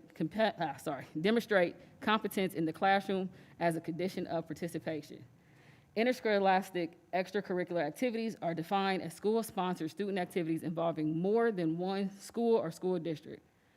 The board permits students in grades 9 through 12 to participate in interscholastic extracurricular activities if they receive a failing grade in previous grading period. Participation eligibility is listed below. First, students who meet OSHA requirements and have a GPA of a 2.0 or above are eligible. Second, students who meet OSHA requirements and have a GPA between 1.0 and 1.99 are eligible but must enroll in the Athletic Academic Intervention Program. Third, students who meet OSHA requirements and have a GPA below 0.99 may participate in practice but are ineligible to compete and must enroll in the Athletic Academic Intervention Program. Fourth, students who do not meet OSHA requirements are ineligible to practice or compete. However, they can be enrolled in the Athletic Academic Intervention Program with administrative approval. Students who have a GPA that is close to the eligibility standards using quality points may be reviewed by calculating their average percentage. If these percentages meets or exceeds the GPA standard, the student will be ruled eligible. The athletic department will monitor students' progress throughout each grading period. First, conduct weekly grade checks and provide weekly progress reports to coaches beginning the 3rd week of each grading period for sports that are in season and biweekly checks for sports in incoming seasons. Second, coordinate with building administration, counselors, site coordinators, and coaches to address any issues with grades or schedules as they arise each grading period. Third, any student who falls below OSHA requirements will be ineligible for competition the following week until they can show they meet OSHA requirements.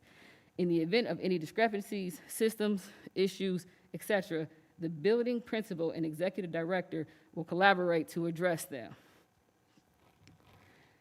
Athletic Academic Intervention Program. First, students who meet OSHA requirements and have a GPA of 2.0 are eligible.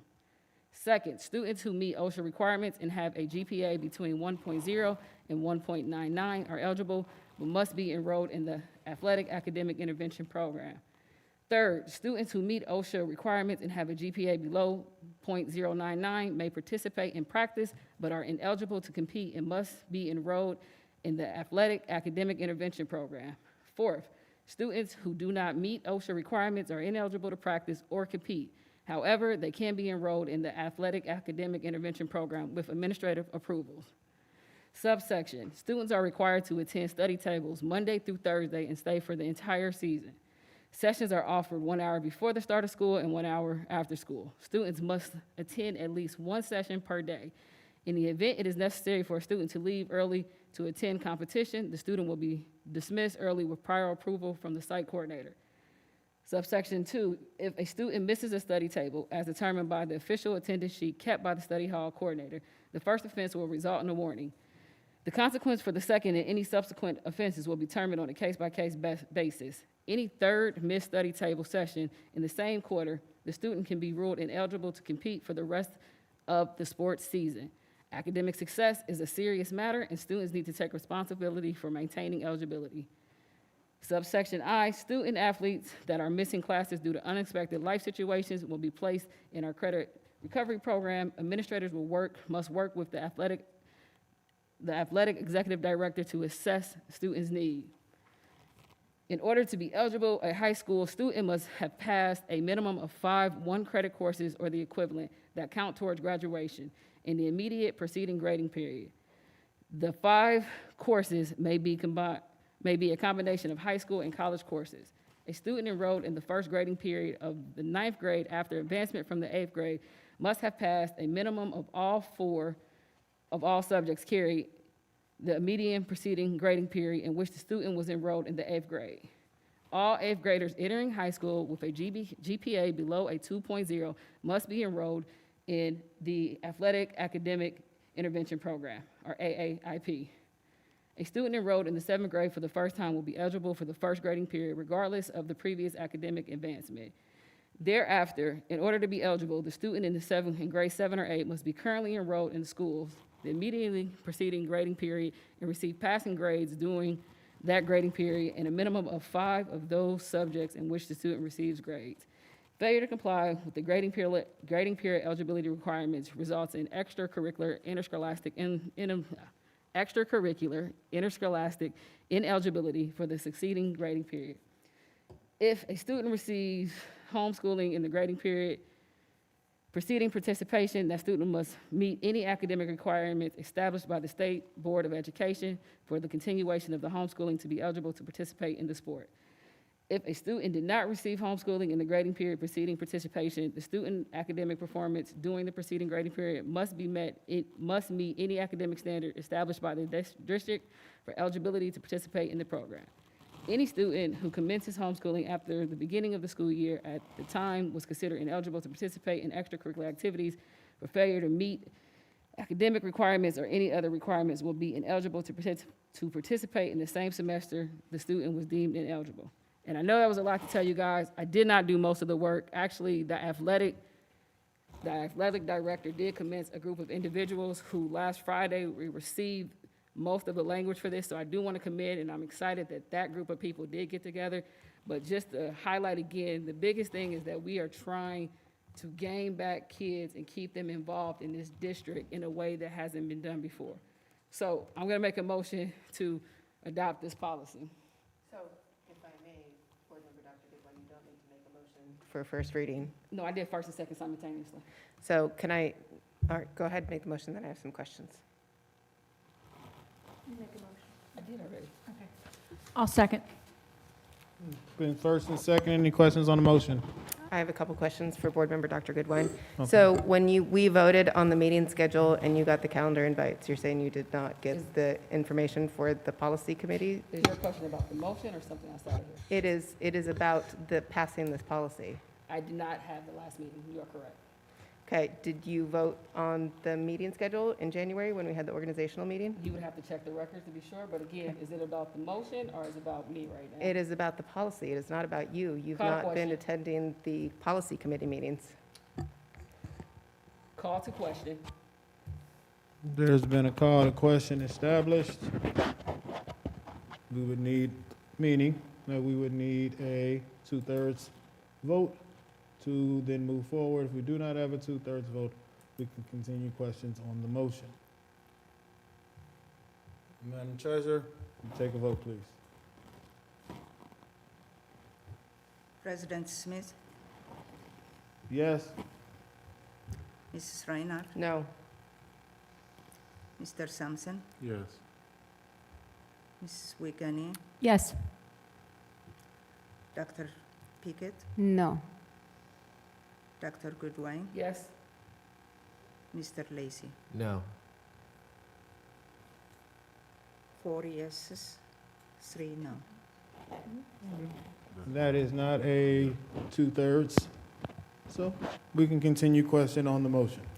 So was there anything voted on? Was this an official policy? Was this the Athletic Advisory Council?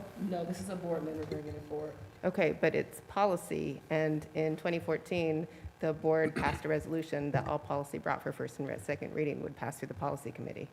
It's actually 2018 is the last one, but parliamentarian, Yes. if you may jump in on who may bring policies forward. So, in January 17, 2017, Board Policy BF states proposals regarding board policies and operations may originate at any several sources, including students, community residents, employees, board members, the superintendent, consultants, or civic groups. A careful and orderly process to be used when examining policy proposals prior to board action. The formulation and adoption of written policies constitute the basic method by which the board exercises its leadership in the operation of the district. The study and evaluation of reports concerning the execution of its written policies contribute the basic method by which the board exercises its control over district operations. The formal adoption of policies is recorded in the minutes of the board. Only those written statements so adopted and recorded are regarded as official board policy. Final action on proposals, whatever their sources, is by the board in accordance with this policy. The board takes actions on most matters on the basis of recommendations presented by the superintendent. The superintendent bases his or her recommendation upon the results of a study and upon the judgment of the staff and study committees. Policies introduced and recommended to the board should not be adopted until a subsequent meeting in order to permit further study and provide opportunity for interested parties to react. However, temporary approval may be granted by the board in lieu of formal adoption to address emergency conditions or special events which may occur before formal action can be taken. Unless otherwise specified, a new policy or policy amendment is effective as of the date of adoption by the board and supersedes all previous policies in that area. Unless otherwise specified, the repeal of a policy is effective as of the date the board takes such action. That's Board Policy BF. Thank you, Board Member Sampson. I don't recall there being an emergency that we need to pass this, so at the very least, we would have to have first and second reading so we can have feedback from the community. I would also like to point you out to file IGDJ, Interscholastic Athletics, which says that the Athletic Advisory Council serves an advisory group to the Executive Director of Athletics. The Athletic Advisory Council consists of the following as full voting members: 6 high school principals, 1 middle school principal appointed by the chief of secondary schools, 2 representatives of the board, 3 coaches from 3 different sports appointed by the executive director of athletics. The Athletic Advisory Council meets bi-monthly. I'm going to skip ahead. One of the major responsibilities of the Athletic Advisory Council are to review proposed policy changes to provide input to the executive director of athletics before submitting to the Board of Education. Was that done? That does not usurp my ability as a board member to bring policy forward. Right. You are a member of the policy committee, and you've only showed up to 1.5 meetings, and 1 you left early. And We you guys- welcome you to the policy Jocelyn, if committee. you want to argue with me right now about how you guys don't send information out, we can have that argument. You can talk At to this our moment, secretary who again, sends you the I'm saying invitation. that the motion is on the floor. Point of clarification, Mr. President. Yes, sir. Madam Vice President, what policy was that you read again? That was file IGDJ, Interscholastic Athletics. Thank you so much. Thank you, Mr. President. It talks about changes in policy. New policies and changes in policies adopted by the Athletic Advisory Council are submitted in writing through the superintendent to the board. I would also like to say that last week, when board member Dr. Goodwin did not attend, we had the athletic executive director join us with a few other members of her organization. We talked at length about this. We talked about a survey that was done, and we brought the survey that Board Member Dr. Pickett brought to the attention of the board earlier, a few minutes ago. The recommendation by them was that we implement a very strong, robust study table program, that we catch the students between 1.5 and 2.0. It was the recommendation of the athletic executive director. It was the recommendation of several other people in that committee that Board Member Dr. Goodwine did not attend. I will say, I did attend the meeting that came from, and there were a multitude of different voices. And some of those voices weren't around at the end when that vote did go through. And also, if we're being, to be clear, that did not come from the Athletic Advisory Council. It came from a different committee formed outside of that. So that would be a different thing as well. Also, I'd want to say, with these stats that we're talking about, those are numbers for current athletes. So then that is not indicative of the current students that we have in our district. So when we're talking about the number of athletes that are people that are currently there that we have been able to catch, and I do think from both sides, from Executive Director Jones, Dr. Goodwine, who I will say is the reason why that group even studied that, because she took that to them, saying that she was looking for some things to move on, is to try to also then catch some of those people that are not there.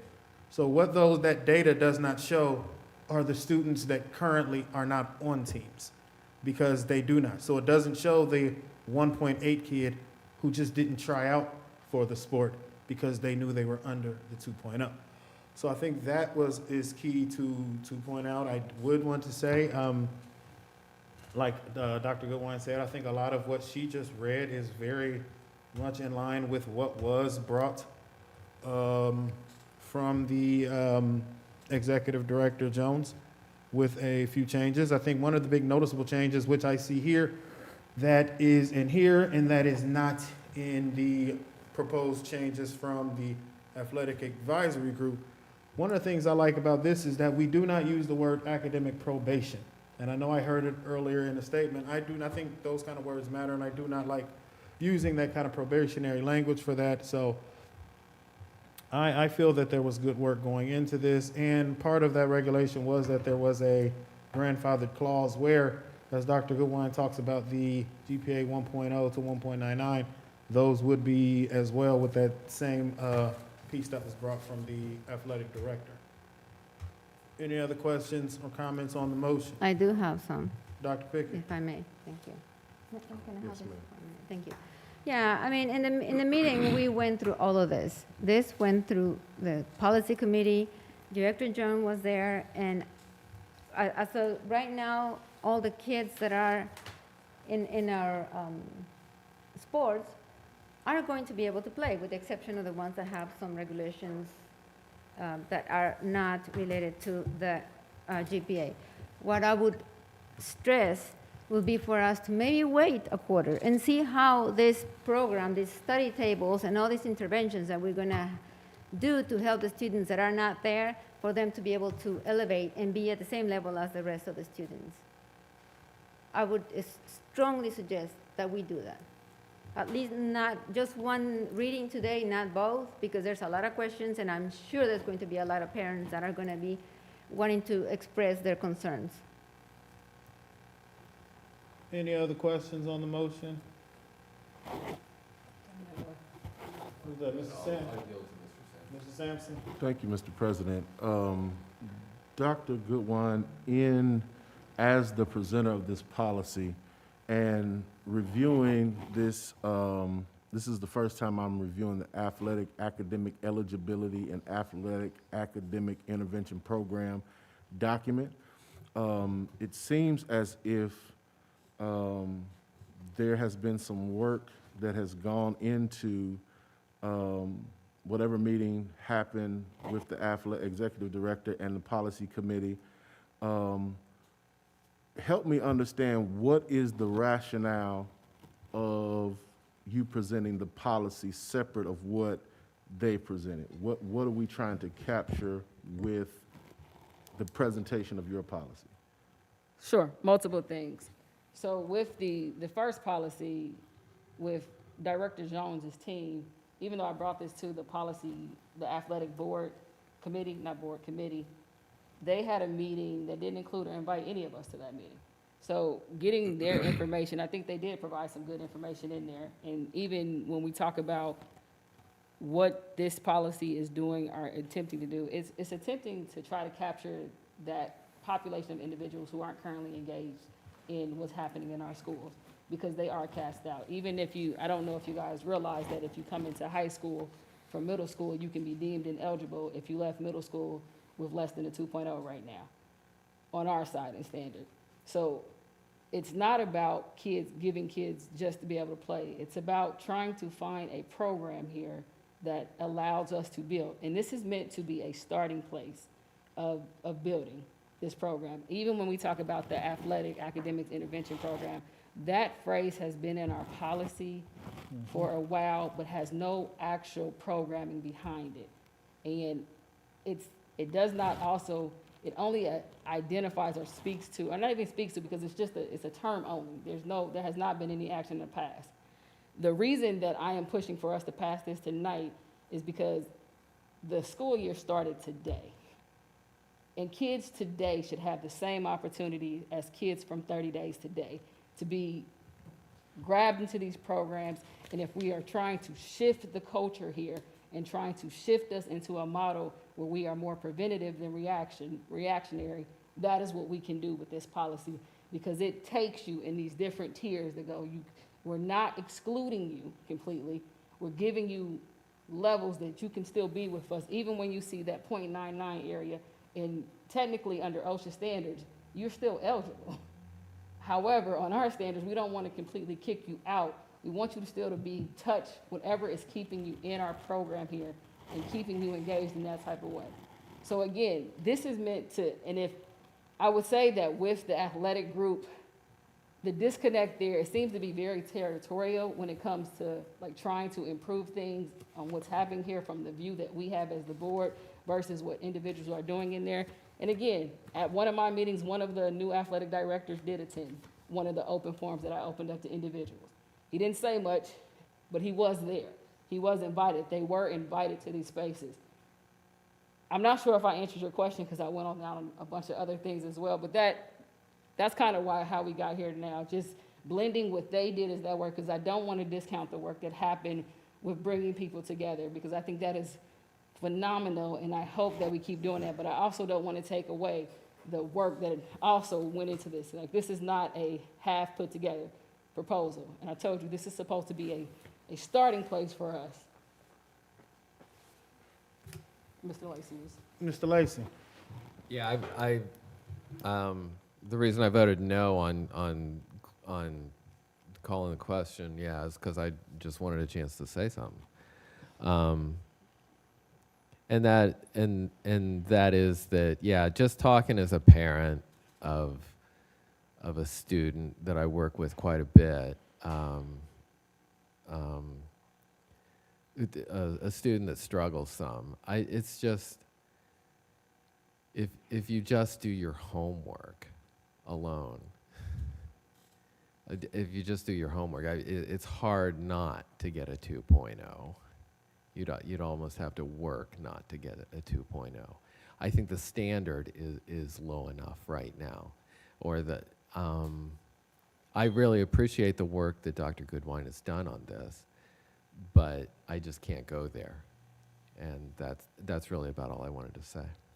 Thank you. Thank you. Dr. Lally? I just wanted to clarify something for you, Mr. Sampson. The athletic advisory group did not come forward with wanting to change the policy, but they did come forward with the idea that we needed to have a much better academic intervention program. So at that last meeting, we were tasked with, and I think I'm the one who suggested it, get a committee together to create an academic program. This is not a policy. This would be more like a regulation to support the board policy, whatever that board policy ends up being. This would be how it's administered. How do we do the academic intervention, and how do we make sure that we pick up those kids?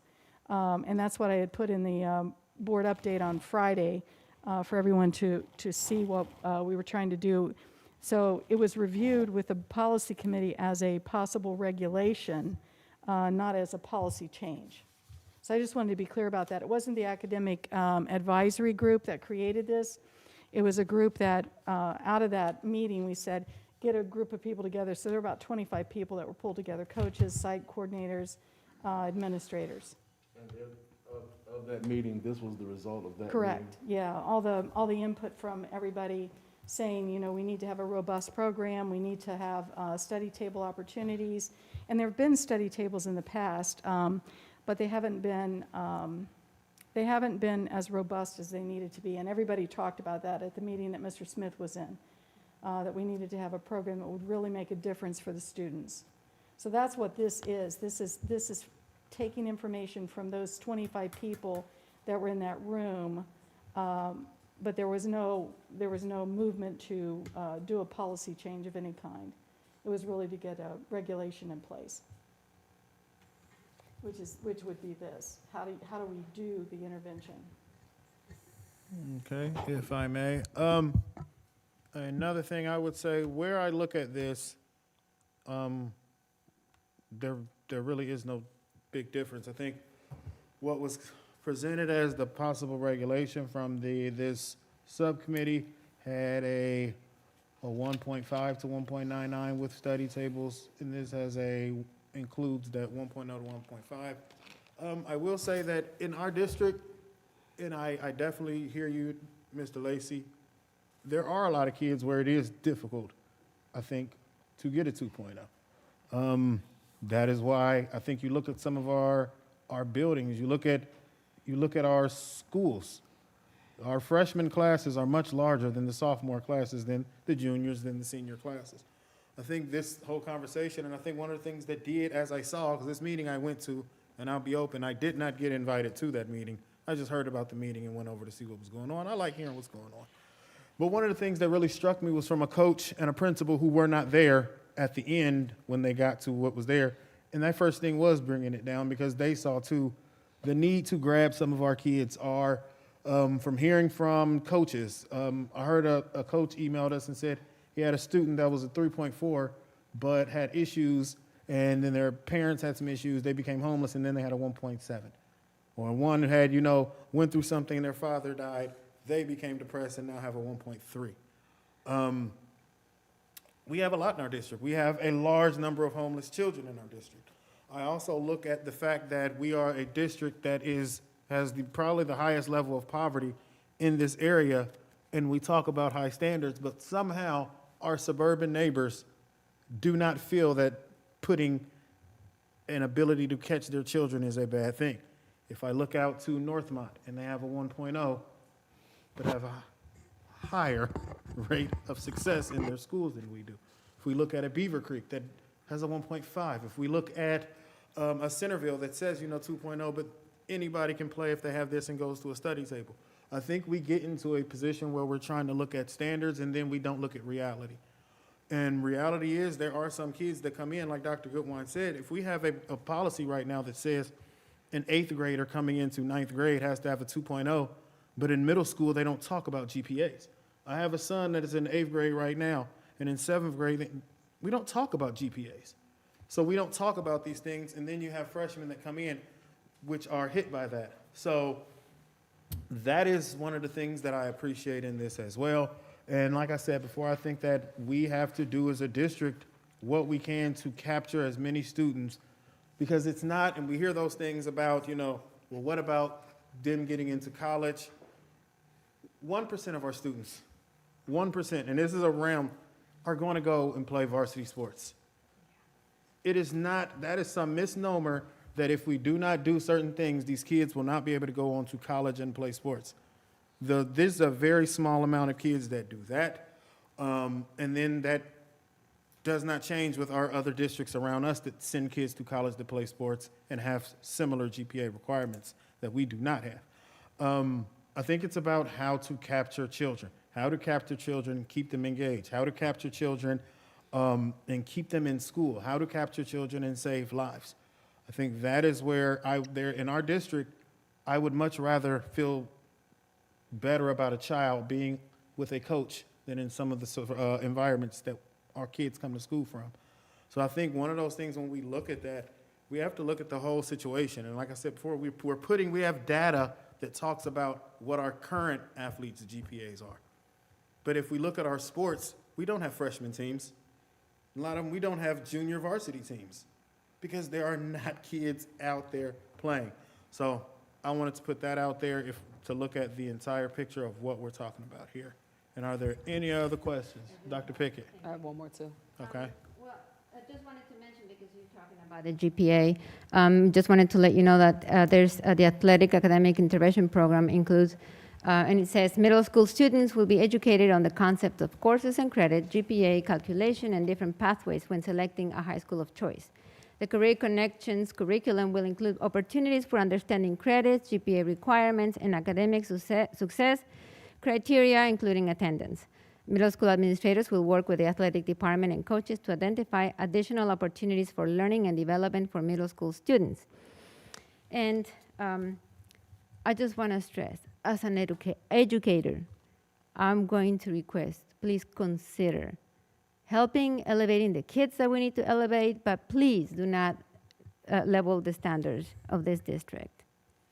And I would say that's not lowering the standards of the district. It's letting kids play that come from different situations. Our district, we have those kind of things.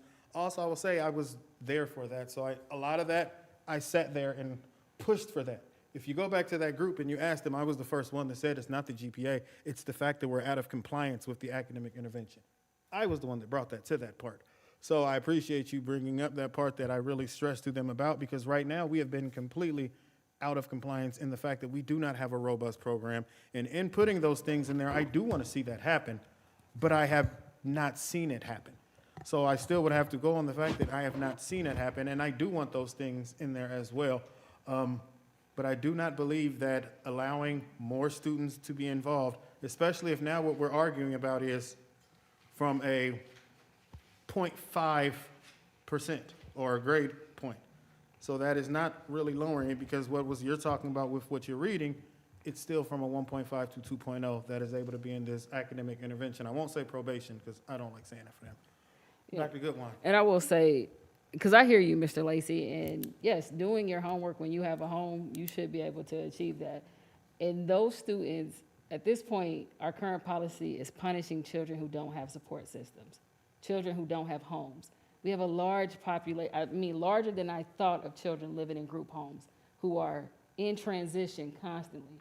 And if this is something that, like the academic intervention program is a huge component to this being successful in any way, because now we are changing the environment that this is a part of it, versus you meet this level and that's it.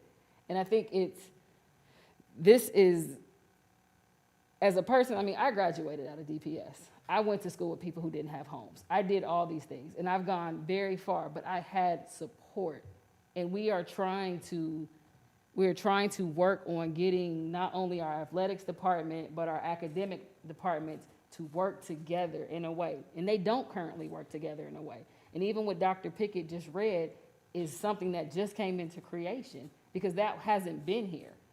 So my goal, and the goal with this entire policy, is for us to see if something different will work better for us to keep children at school, engaged in the school, connected to something that gives them a why they're here, and it doesn't completely dismiss them because they fall below a grade point average that their peers in more affluent areas aren't having to achieve, but they are getting resources to move that way.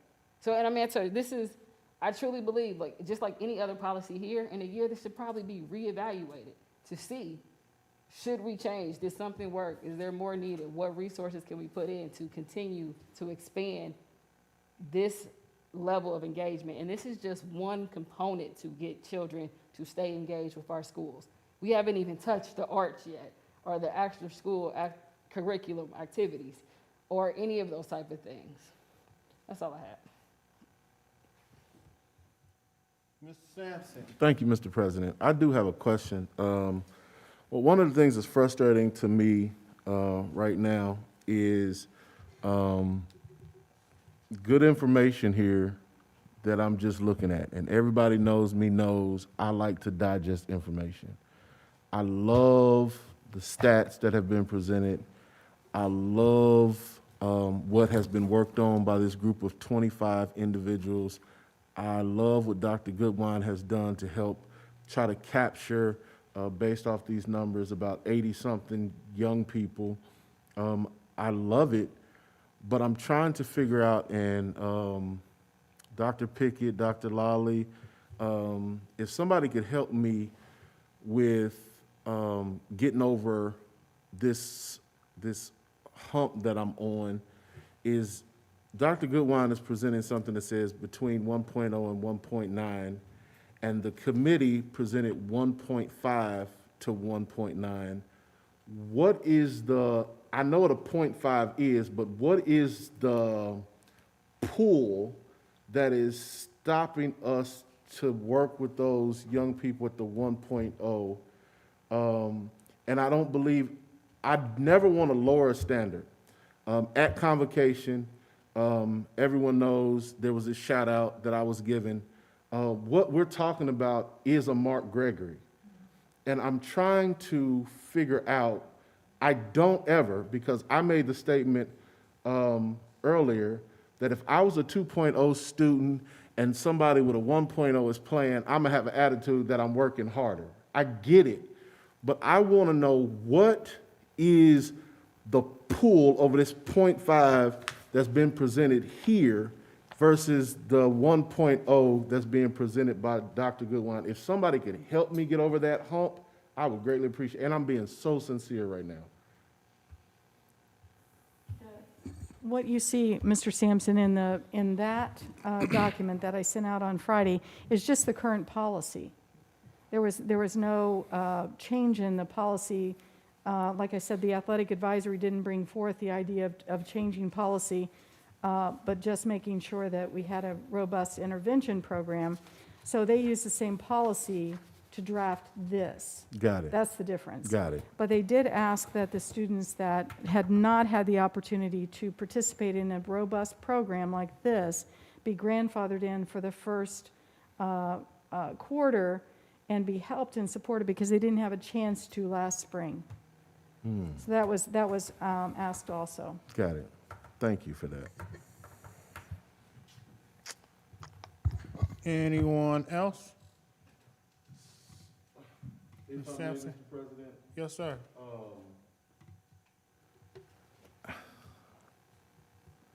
I'm really, I'm really like,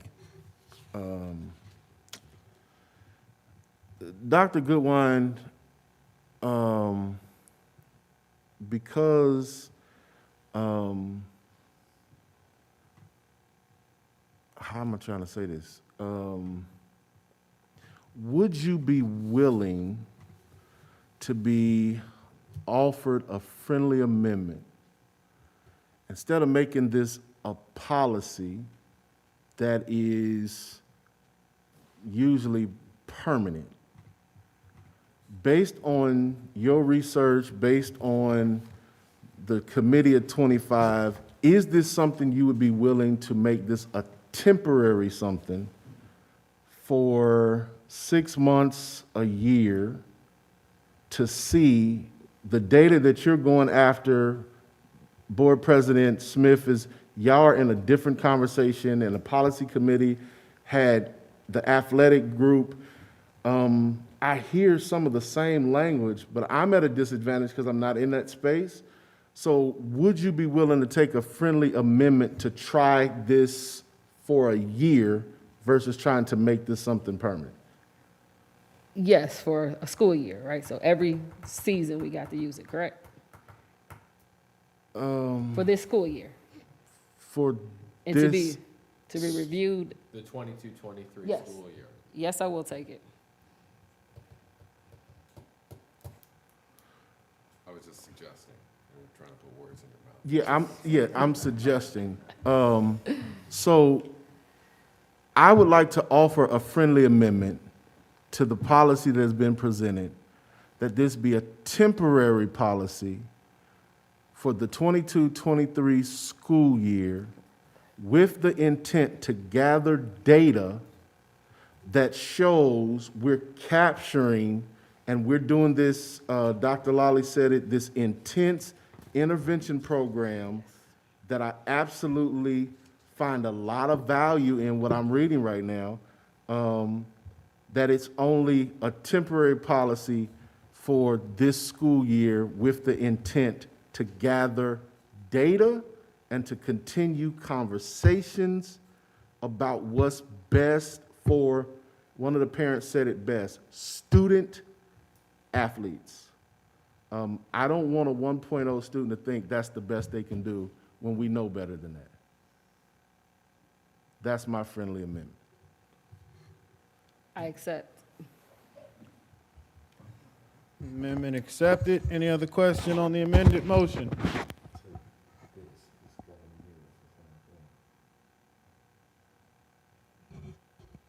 Any questions? Any questions? If there are no further questions, may we have a vote?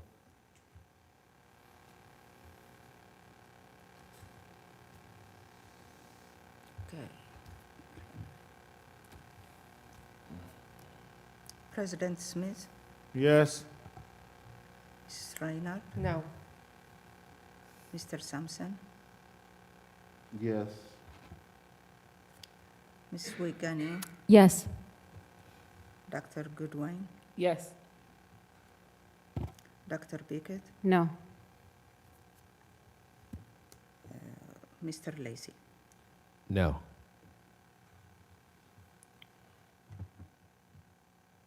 That 4-3, I believe. Yeah, 1, 2, 3. Okay. 4 yeses, 3 no. Okay, motion carries. Dr. Goodwin, did you have any other comments? I do want to say I did receive some communication for some parents in our elementaries who weren't aware that we were going to have metal detectors there.